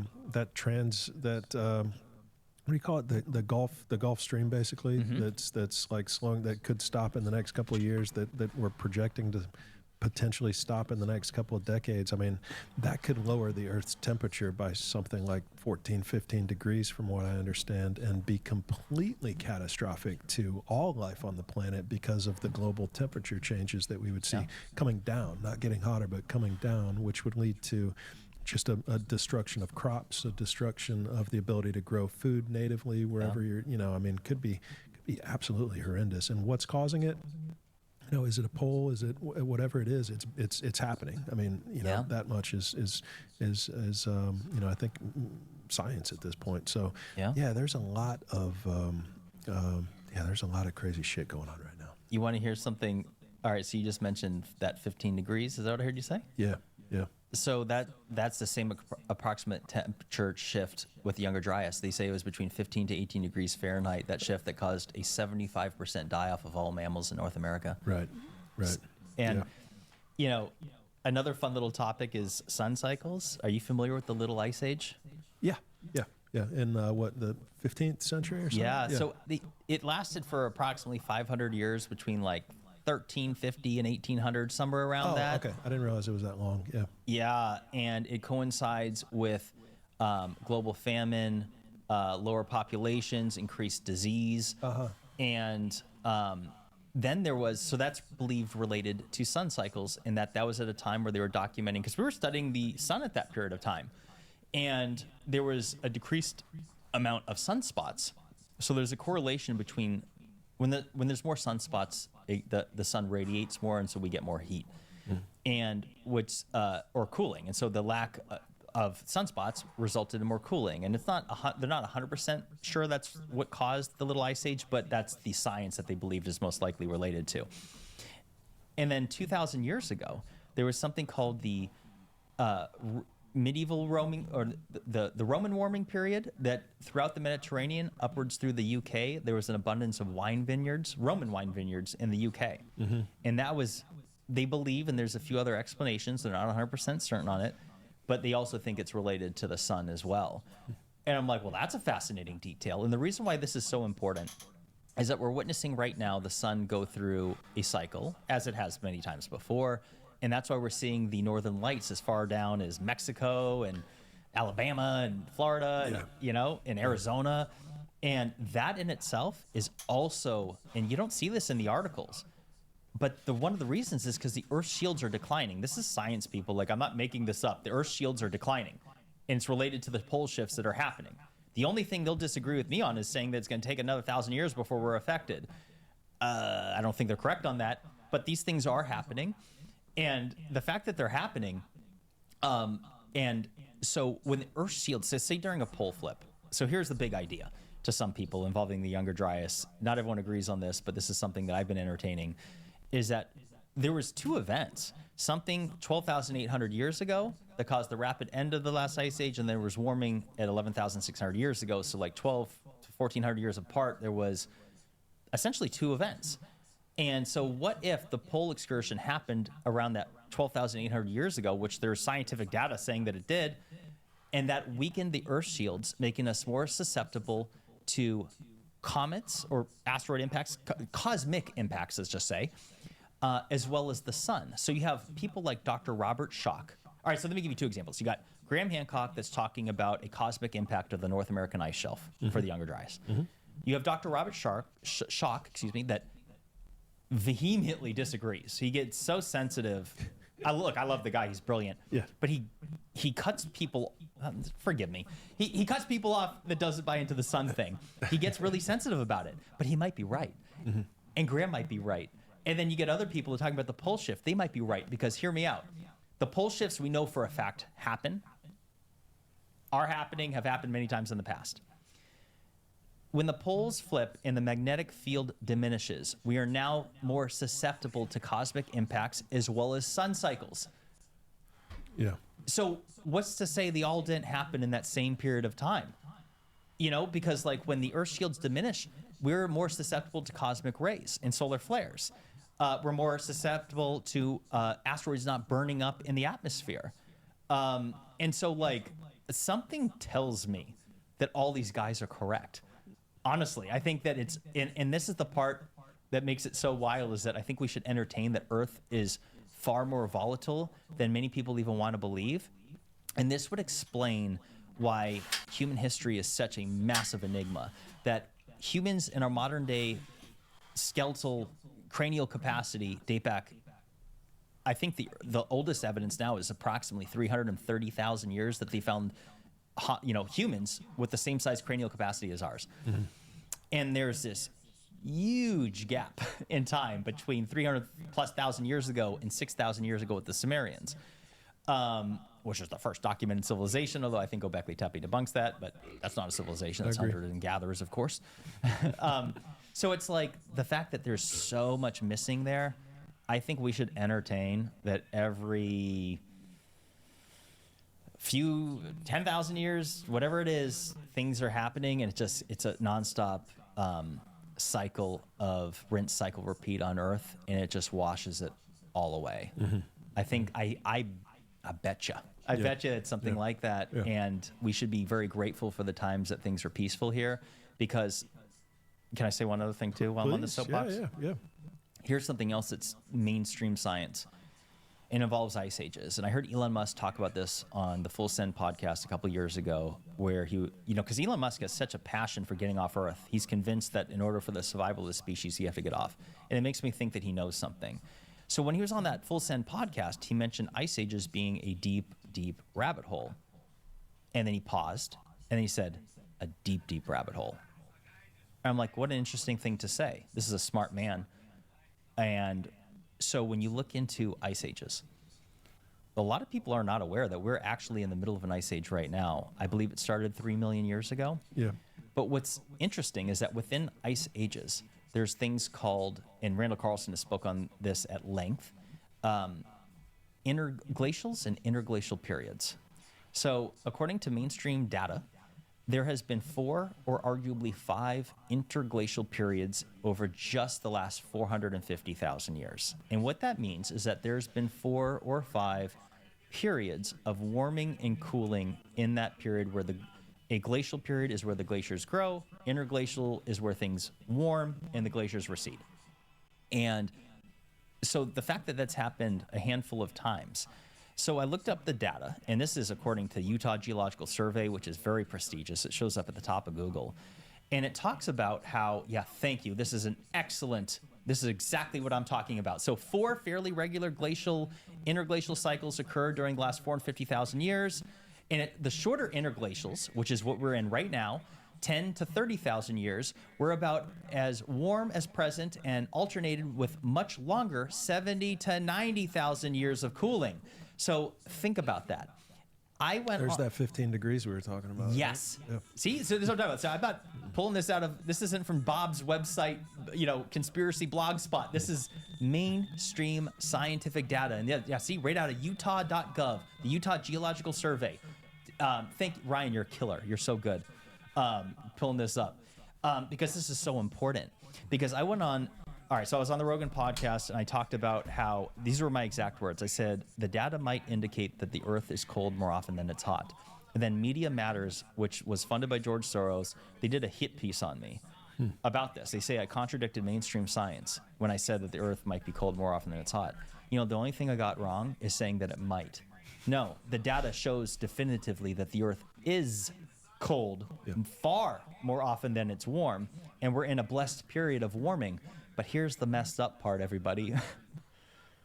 We're 11,600 years into the warming, and as you saw, it could be as little as 10,000 years. It says 10 to 30,000 years. So that means we're already in the window where it could start cooling again. And when that happens, it's game over. We're not going to go extinct as a species. Different corners of the earth will be fine or relatively unaffected. The Amazon will keep our species going regardless of what our crazy civilization does. Yeah. Maybe the Congo as well. It looks like that's pretty old. Yeah. And so, but as far as society as a whole, and when you look at the Little Ice Age, which was only 3 degrees Celsius, so maybe 5 degrees Fahrenheit of a temperature shift, and that caused massive issues. Right. It did, yeah. And that's just a third of the 15 degrees difference that we're talking about here. So if the Little Ice Age was enough to cause a collapse in livestock as well as farming. What's the word? Agriculture. What's the word for planting crops?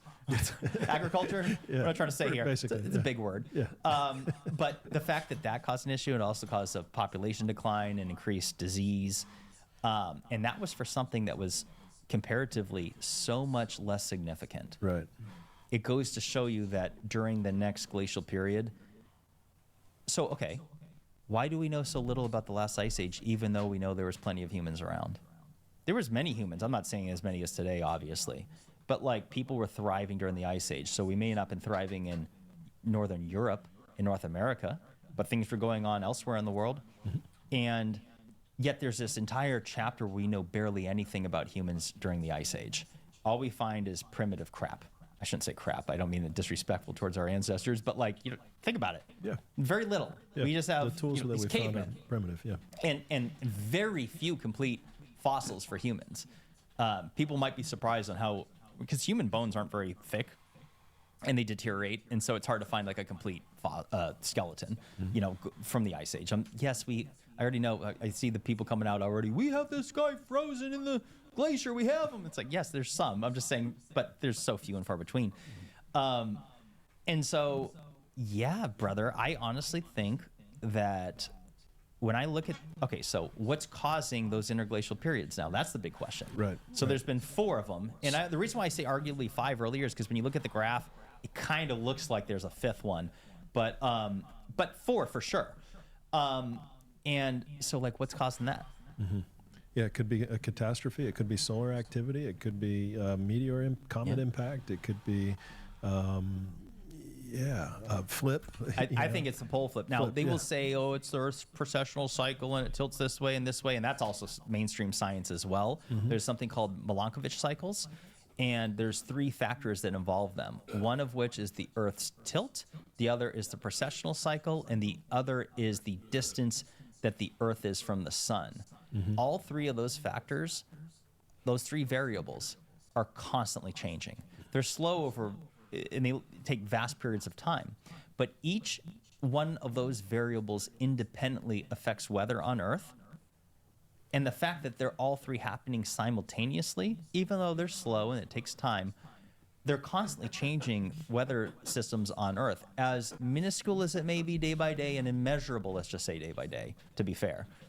But there's obviously a point where it hits a point of like this threshold, and the Sahara Desert is proof of that, because their best evidence is the reason why the Sahara goes from green to a desert is because they say the precessional cycle, and it's a 20,000 year period. Okay, so here's a fun provocative question. Where at all in the narrative of the man-made climate change today are any one of those 3 scientific factors being brought into the conversation? Not at all. Where are they bringing in the fact, and this is, I'm quoting a Nobel Prize laureate in physics. It may have been Dr. Cloucher, forgive me. But he presented data not long ago showing that the Earth was much warmer 4,000 years ago. Where is that bringing brought into the conversation involving man-made climate change? Was it ancient cow farts in the Sahara that did that? Yeah. You know what I'm saying? Right. Like, so these are questions. Like, I encourage people to do this research. Like, this information is out there, and people should ask themselves, why is it not being brought into any of the conversations today? And Ryan, I don't know if you saw, was there any information, explanation involving the Earth's ocean currents, why they're slowing and may stop in 2025? Did it say anything like that? I didn't find anything in that article, no. Okay. Yeah, okay. Yeah. Well, that's weird. Oh, so they just don't know.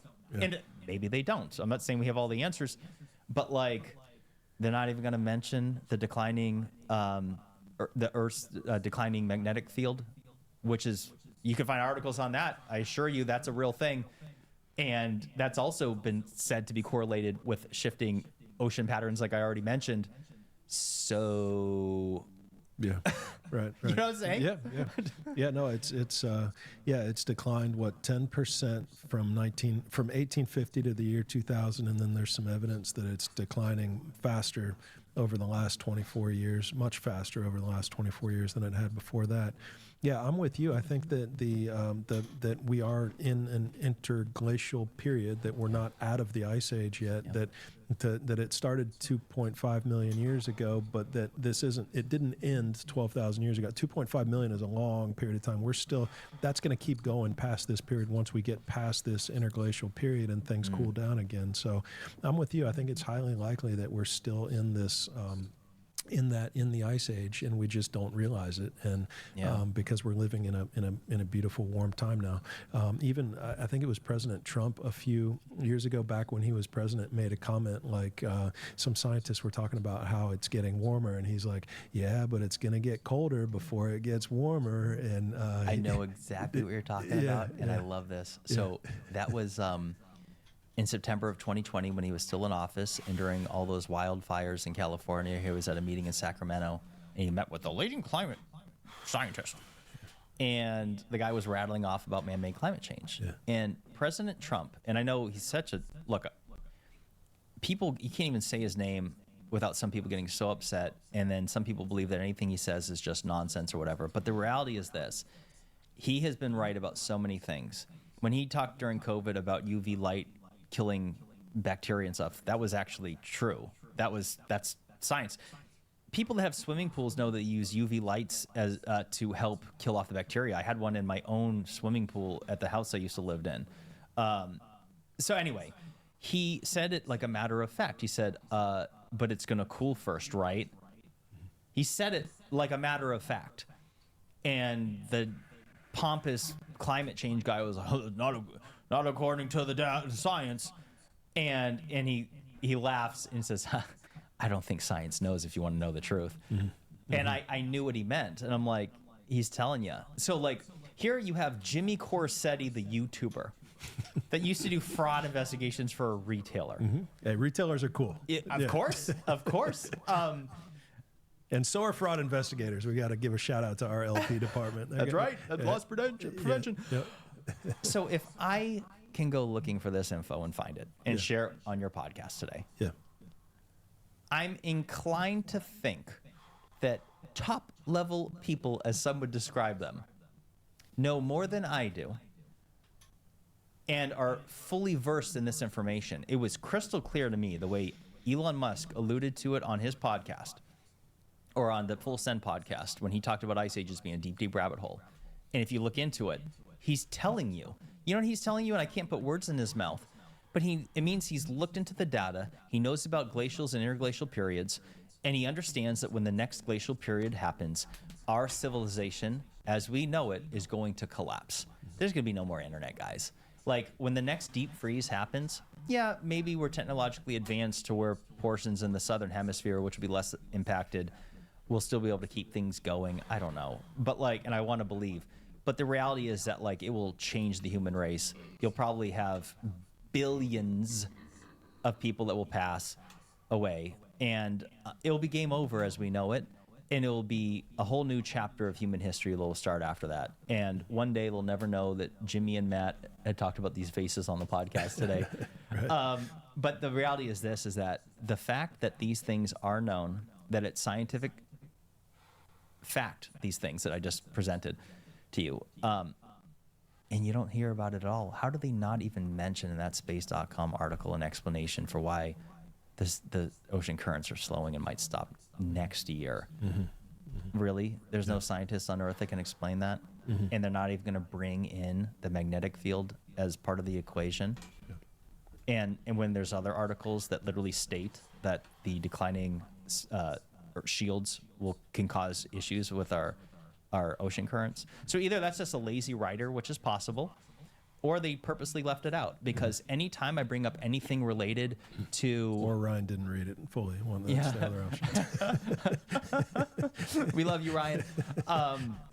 So yeah, like, you know, I guess in closing, that's my point, is that when you connect the dots on this information, it's abundantly clear that I think that there are people that know it, and unfortunately, they're not going to share it with us because maybe they know that it's imminent. Maybe they know that within our lifetimes that next pole flip is coming. I'm not saying that it is. I don't know that it is. Yeah. But maybe.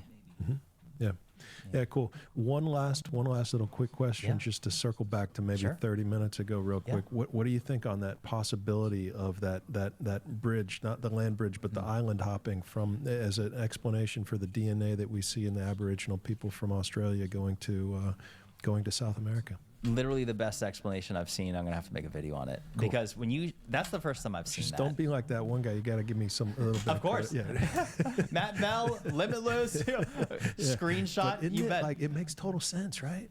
It does. And it's so fun hearing you bring that up today, because I just learned something new, where it was literally 7 years ago. I make this video talking about why aren't there Aboriginal DNA in North America? If the Bering Land Bridge was the thing, and you make the excellent point. Oh, okay, so they just went through the tundra, huh? Right. Yeah. No. And then just no evidence in North America at all. And yes, we would have found that evidence by now. Right. With all of the archaeological work that's been done involving Native Americans, that's prolific, actually. Yeah. And they don't have that DNA there, but they have it in South America. And then what you just showed on the screen, I can't wait to go down that rabbit hole and study that and see what all the science says about it and come up with my own conclusions. I'm going to study the elevations, or the depths, I should say, under the ocean.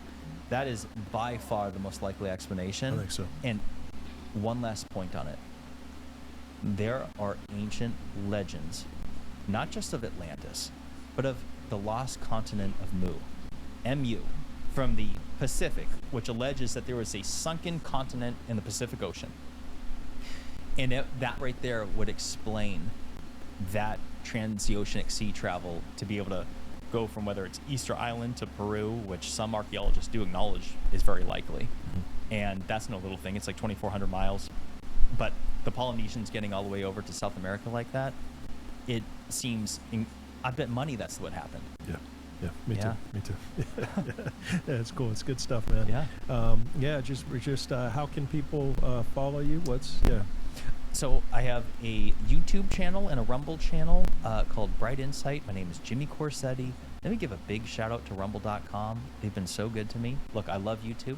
YouTube has been real good to me, but Rumble has been very good to me as well, and they're a growing platform where you can say anything you want without censorship, and that's incredibly important to me. I'm also growing a platform on X.com, formerly known as Twitter. Very happy with the changes that Elon Musk has made over there. I can make posts and make money, and not only that, some of my posts have gone viral. It's wild. Anybody can do it. So that's a special thing. I'm also on Instagram if you want to follow me more personally. It's Jimmy Corsetti or Bright Insight. And yeah, brother, it's been a total pleasure. It's been fun, man. You are an awesome guy, and I would love to do this again. Let's and do thank it. you for your hospitality. It's been a total pleasure coming to Sarasota to visit you, and I would love to do it again. We'll do it for sure. Yeah, I've enjoyed every moment of it, and great to meet you and get to know you, man. And we gotta get you on your flight. You bet. I got to fly on out of here, and maybe I'll connect with you in Egypt sometime. Yep. Yeah, that's a plan. Yep. Right on. Yep. Good stuff, man. Thank you so much. Yes, sir.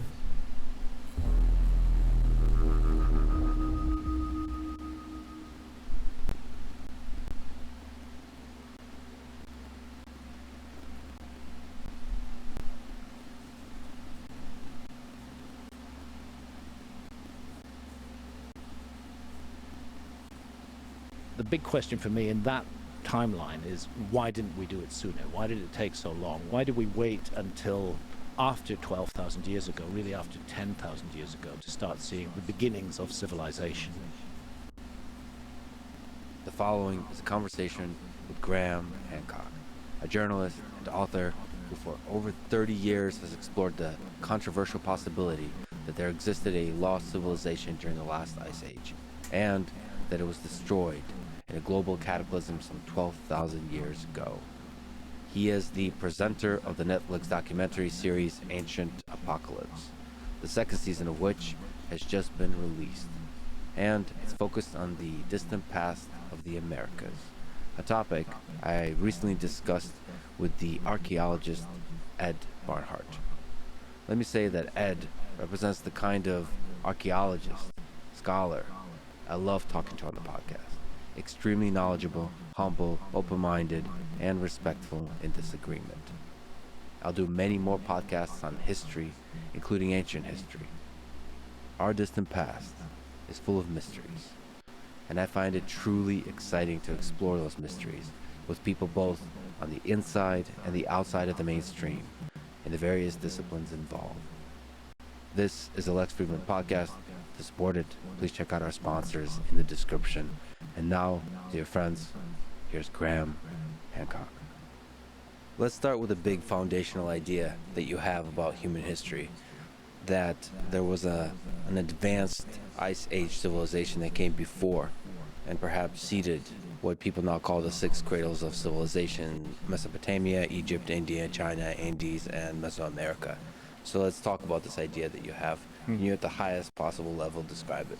It would be better to describe it as a foundational sense of puzzlement and incompleteness in the story that we are taught about our past, which envisages more or less, there have been a few ups and downs, but more or less straightforward evolutionary progress.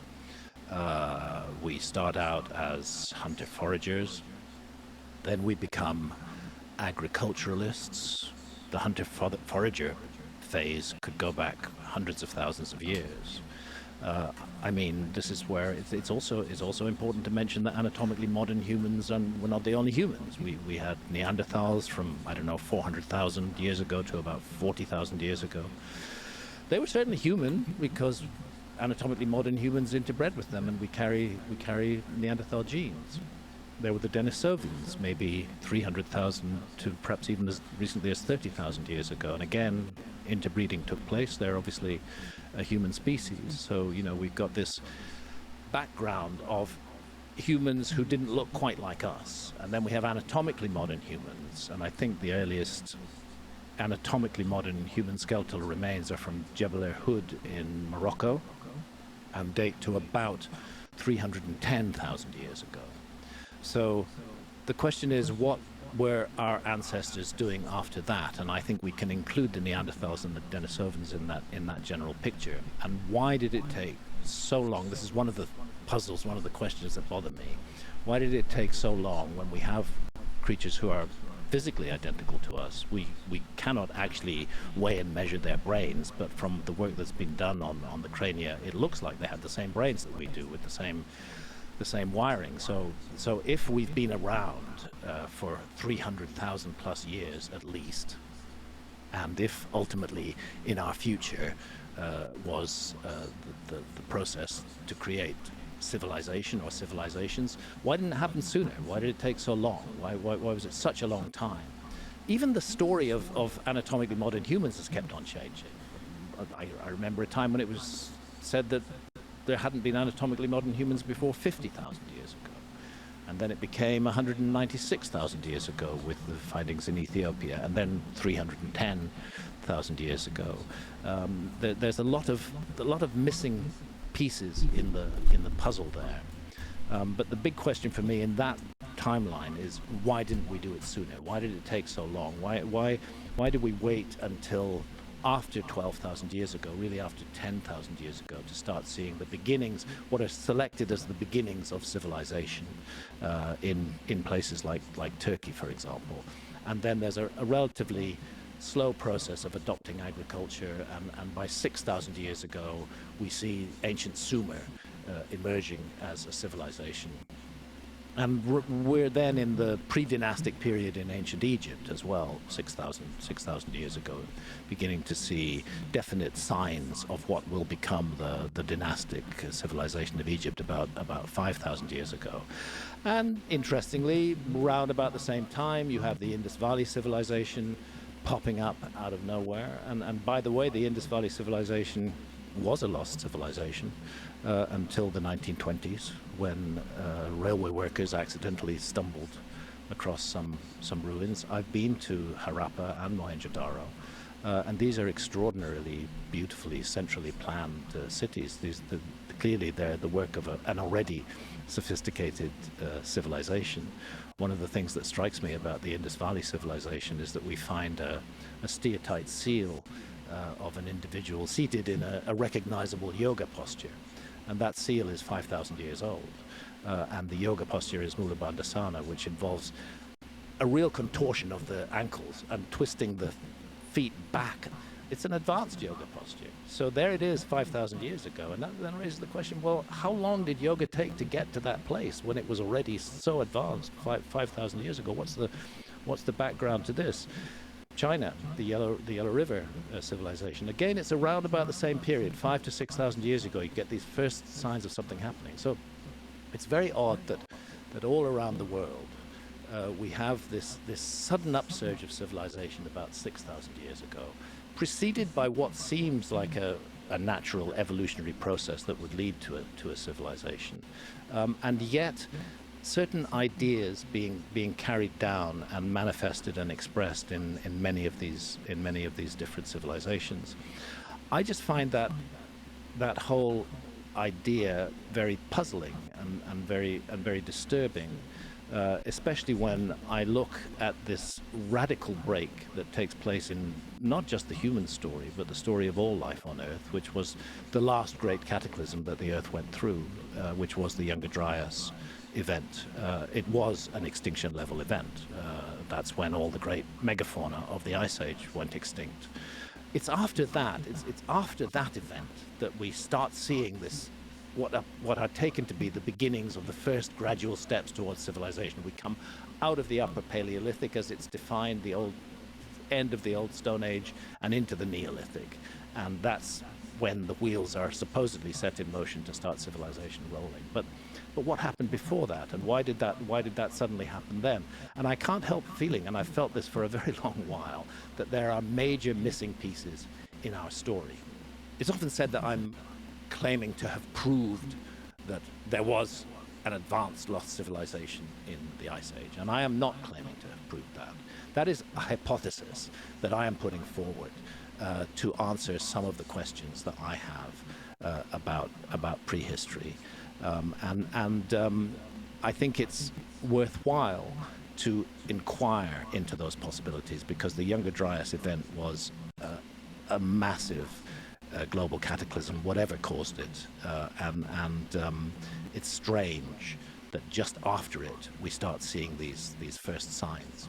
So the current understanding in mainstream archaeology is that after the Younger Dryas is when the civilizations popped up in different places of the globe with a lot of similarities, but they popped up independently. Yeah, independently and by coincidence. And by coincidence, those big civilizations that we all remember as the first civilizations, Sumer, Egypt, the Indus Valley Civilization, China, they all pop up at pretty much the same time. That is the mainstream view. And they don't just pop up; they kind of build up gradually. First, there's some settlements. Oh, definitely, yes. And then there's different dynamics of how they build up, and the role of agriculture in that is also non-obvious. But it's just there's first a kind of settlement, a stabilization of where the people are living. Then they start using agriculture. Then they start getting urban centers and that kind of stuff. It seems like an entirely reasonable argument. Everything about that makes sense. There is no doubt that you're seeing evolutionary progress, social evolution taking place in those thousands of years before Sumer emerges. But what's happening now, really, I spent much of the 90s and the late 1980s investigating this issue of a lost civilization. I wrote a series of books about it.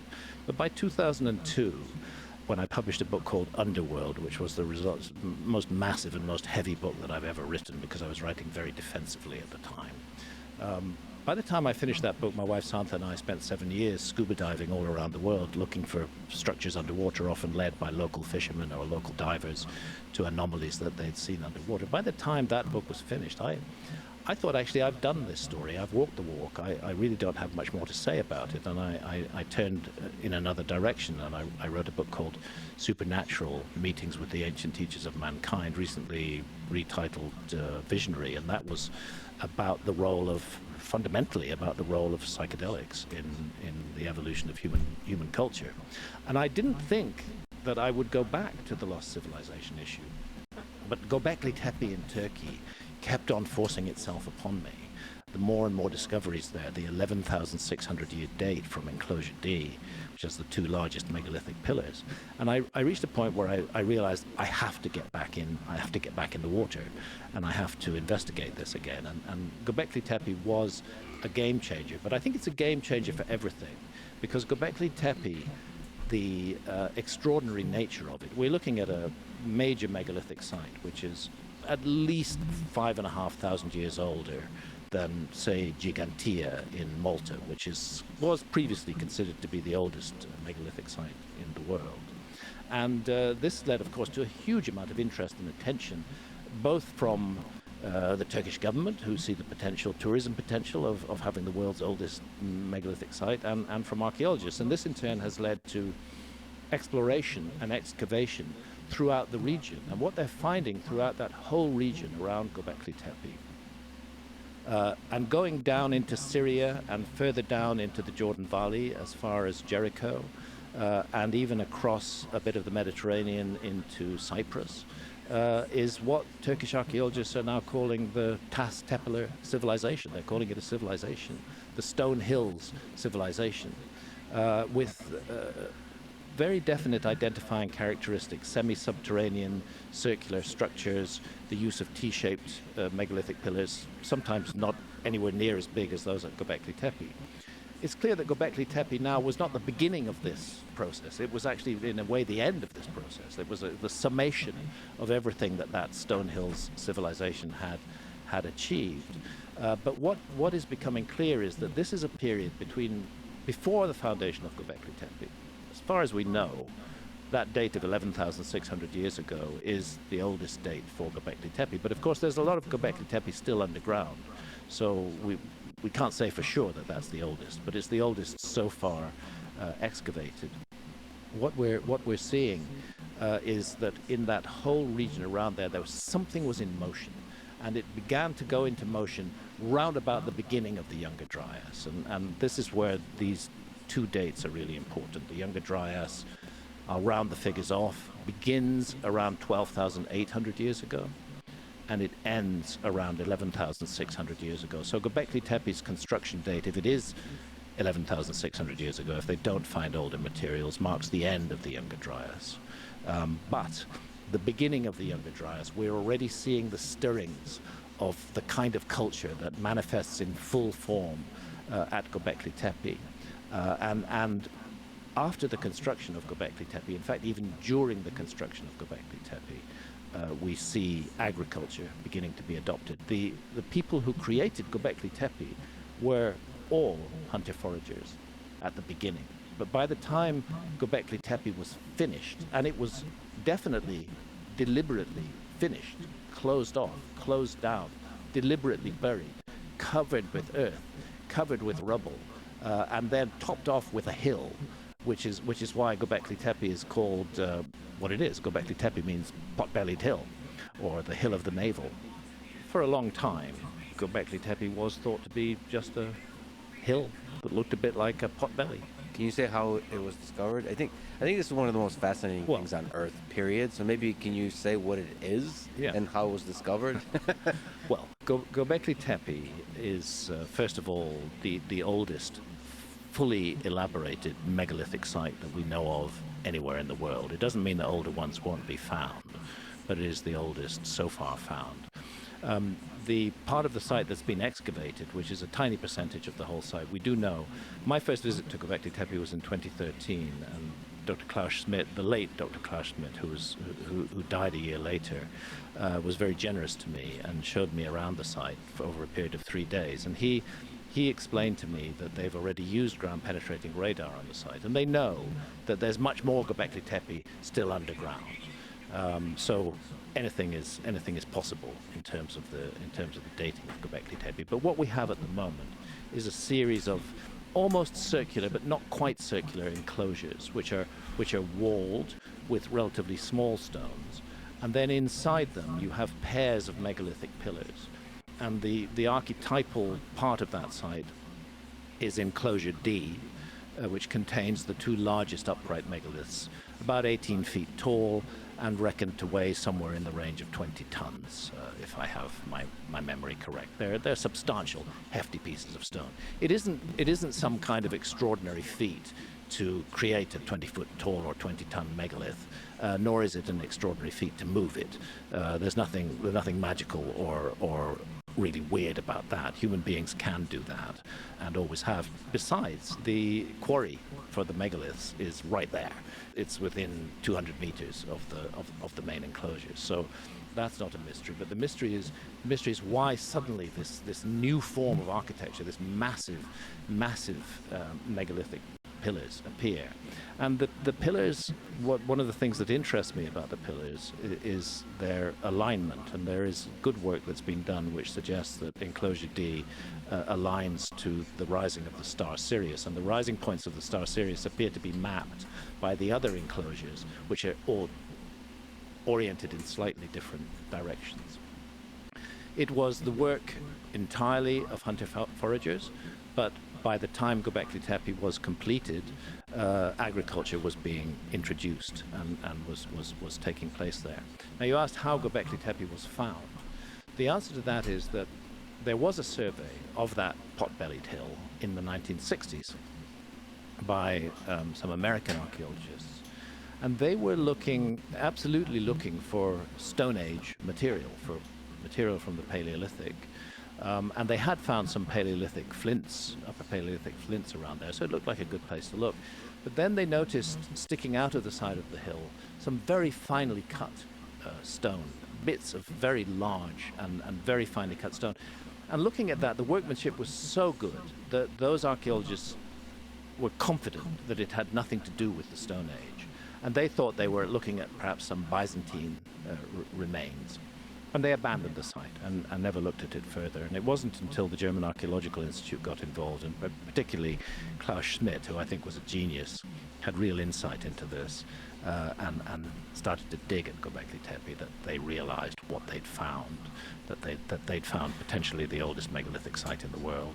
And they'd found it at a place where agriculture, according to the established historical timeline. That's where agriculture, at any rate in Europe and Western Asia, begins. It begins in Anatolia, in Turkey, and then it gradually disseminates westward from there. And yet the understanding is it was created by hunter-gatherers. It was created by hunter-gatherers, yeah. There was no agriculture 11,600 years ago in Göbekli Tepe. But by the time Göbekli Tepe was decommissioned, and I use that word deliberately, was closed down and buried, agriculture was all around it. And this was agriculture of people who knew how to cultivate plants. Do we have an understanding when it was turned into if I could say, a time capsule? So protected by forming a mound around Yes. it? Is it around that similar time? It stood from roughly 11,600 years ago to about 10,400 years ago, to about 8,400 BC. So around 1,200 years, it was there, and it continued to be elaborated as a site. And while it was being elaborated as a site, we see agriculture, I'm going to use the word, being introduced. There'd been no sign of it before, and suddenly it's there. And to me, that's another of the mysteries about Göbekli Tepe. And then, with the new work that's being done, we realize that it's part of a much wider phenomenon, which spreads across an enormous distance. The puzzling thing is that after Göbekli Tepe, there almost seems to be a decline. Things fall down again, and then we enter this long, slow process of the Neolithic, thousands of years, gradual developments, until we come to ancient Sumer and Mesopotamia. But agriculture has taken a firm root by then. Actually, one other thing, I'll just say this in passing. When I talk about a lost civilization introducing ideas to people, I'm often accused of stealing credit from the indigenous people who had those ideas in the first place. So I do find it slightly hypocritical that archaeology fully accepts that the idea of agriculture was introduced to Western Europe from Turkey, and that Western Europeans didn't invent agriculture. It was absolutely introduced by Anatolian farmers who traveled west. So the notion of dissemination of ideas perhaps shouldn't be so annoying to archaeologists as it is. And perhaps we should also state, if you look at the entirety of history of hominids, humans or hominids have been explorers. I didn't even know this when I was preparing for this. Yeah. Looking at Homo erectus. Yeah. 1.9 million years ago. Absolutely. Almost right away, they spread out through the whole world. And we, Homo sapiens, evolved from them. And we should also mention, since we're talking about sort of controversial debates going on, as I understand, there's still debates about the dynamics of all that was going on there, like we mentioned in Africa, that I think the current understanding, we didn't come from one particular point of Africa, that there's multiple locations. Mm-hmm. This is the out of Africa theory. I think Yes. it's more than a theory. It's really strongly evidenced. Why? Because we're part of the great ape family, and it's an African family.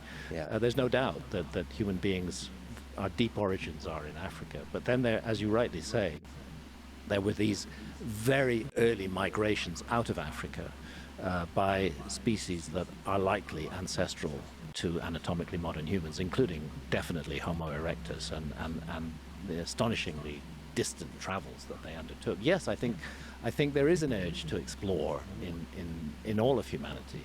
I think there is an urge to find out what's around the next corner, what's over the brow of the next hill. And I think that goes very deep into human character, and I think it was being manifested in those early adventures of people who left Africa and traveled all around the world, and then settling in different parts of the world. I think a lot of anatomically modern human evolution took place outside Africa as well, not only in Africa. So I guess the general puzzlement that you're filled with is, given that these creatures explore and spread and try out different environments, why did it take hundreds of thousands of years for them to develop complicated society settlements? That's the first big question. Why did it take so long? And that raises in my mind a hypothesis, a possibility. Maybe it didn't take so long. Maybe things were happening that we haven't yet got hold of in the archaeological record, which await to be discovered. And of course, there are huge parts of the world that have not been studied at all by archaeology. But the fact that huge parts of the world have not been studied at all by archaeology is not on its own enough to suggest that we're missing a chapter in the human story. The reason that I come to that isn't only puzzlement about that 300,000 year gap. It's also to do with the fact that there's common iconography, there's common myths and traditions, and there's common spiritual ideas that are found all around the world. They're found amongst cultures that are geographically distant from one another, and that are also distant from one another in time. They don't necessarily occur at the same time. And this is where I think that archaeology is perhaps desperately needing a history of ideas as well as just a history of things. Because an idea can manifest again and again throughout the human story. So there are particular issues. For example, the notion of the afterlife destiny of the soul. What happens to us when we die? And believe me, when you reach my age, that's something you do think about. What happens? I used to feel immortal when I was in my 40s, but now that I'm 74, I definitely know that I'm not. Well, it would be natural for human beings all around the world to have that same feeling, that same idea. But why would they all decide that what happens to the soul after death is that it makes a leap to the heavens, to the Milky Way? But it makes a journey along the Milky Way, that there it is confronted by challenges, by monsters, by closed gates. The course of the life that that person has lived will determine their destiny in that afterlife journey. And this idea, the path of souls, the Milky Way is called the path of souls. It's very strongly found in the Americas, right from South America through Mexico, through into North America, but it's also found in ancient Egypt, in ancient India, in ancient Mesopotamia, the same idea. And I don't feel that can be a coincidence. I feel that what we're looking at is an inheritance of an idea, a legacy that's been passed down from a remote common source to cultures all around the world, and then has taken on a life of its own within those cultures. So the remote common source would explain both the similarities and the differences in the expression of these ideas. The other thing, very puzzling thing, is this sequence of numbers that are a result of the precession of the equinoxes. At least I think that's the best theory to explain them. Here, I think it's important to pay tribute to the work of Giorgio de Santillana and Hertha von Deschend. Giorgio de Santillana was professor of history of science actually at MIT, where you're based, back in the 60s. And Hertha von Deschend was professor of the history of science at Frankfurt University. And they wrote an immense book in the 1960s called Hamlet's Mill. And Hamlet's Mill differs very strongly from established opinion on the issue of the phenomenon of precession, and I'll explain what precession is in a moment. Generally, it's held that it was the Greeks who discovered the precession, and the dating on that is put back not very far, maybe 2,300 years ago or so. Santillana and von Deschend are pointing out that knowledge of precession is much, much older than that, thousands of years older than that, and they do actually trace it, I think I'm quoting them pretty much correctly, to some almost unbelievable ancestor civilization. Reading that book was one of the several reasons that I got into this mystery in the first place. Okay, now, the precession of the equinoxes, to give it its full name, results from the fact that our planet is the viewing platform from which we observe the stars. And our planet, of course, is rotating on its own axis at roughly 1,000 miles an hour at the equator. But what's less obvious is that it's also wobbling on its axis. And so if you imagine the extended north pole of the Earth pointing up at the sky, in our time, it's pointing at the star Polaris, and that is our pole star. But Polaris has not always been the pole star, precisely because of this wobble on the axis of the Earth. Other stars have occupied the pole position, and sometimes the extended north pole of the Earth points at empty space. There is no pole star. That's one of the obvious results of the wobble on the Earth's axis. The other one is that there are 12 well-known constellations in our time, the 12 constellations of the zodiac, that lie along what is referred to as the path of the sun. The Earth is orbiting the sun, and we are seeing what's behind it, what's in direct line with the sun in our view.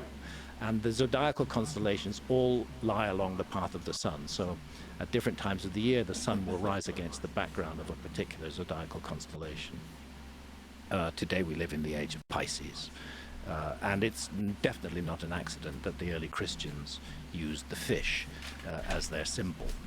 This is another area where I differ from archaeology. I think the constellations of the zodiac were recognized as such much earlier than we suppose. Anyway, to get to the point, Well said, man.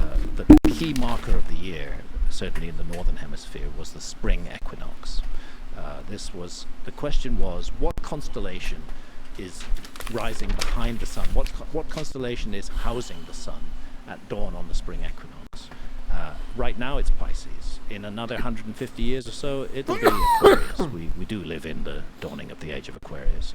Back in the time of Stuff, all right. late ancient Egyptians, it was Aries, going back to the time of Ramesses or before. Oh my Before gosh, that, it was he just Taurus, fucking dropped and stream. so on and so forth. It's backwards through the zodiac until Which means I might play Zelda 12,500 later. years ago. I You want come to to. the age of Leo, when the constellation of Leo I want to, houses but the sun on the spring equinox. see. Now this process unfolds very, very, very, very slowly. The whole cycle, and it is a cycle, it repeats itself roughly every 26,000. Oh, we gotta rate Put the a Canadian more exact agent. This figure guy's been it, going on. 25,900 This guy's been going all day. years.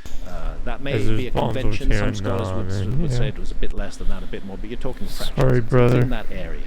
It's 25,000 sad that both of our like home to observe bloodline you countries really are need more than one fucking human lifetime, getting because fucked. it unfolds very, very slowly at a rate of 1 degree every 72 years. And the parallel that I often give is hold your finger up to the horizon, the distant horizon.